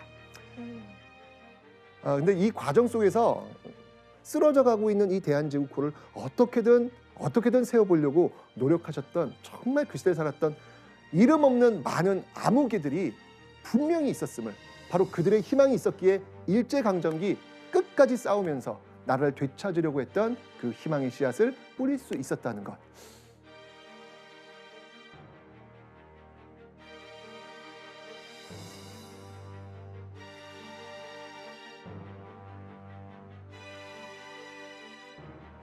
저는 오늘 우리가 이렇게 배웠던 이 큰 판 있잖아요. 네. 이런 흐름을 당시에 외교관이나 정치인들이 읽을 수 있었더라면 얼마나 좋았을까, 그런 아쉬움이 계속 들더라고요. 맞아요.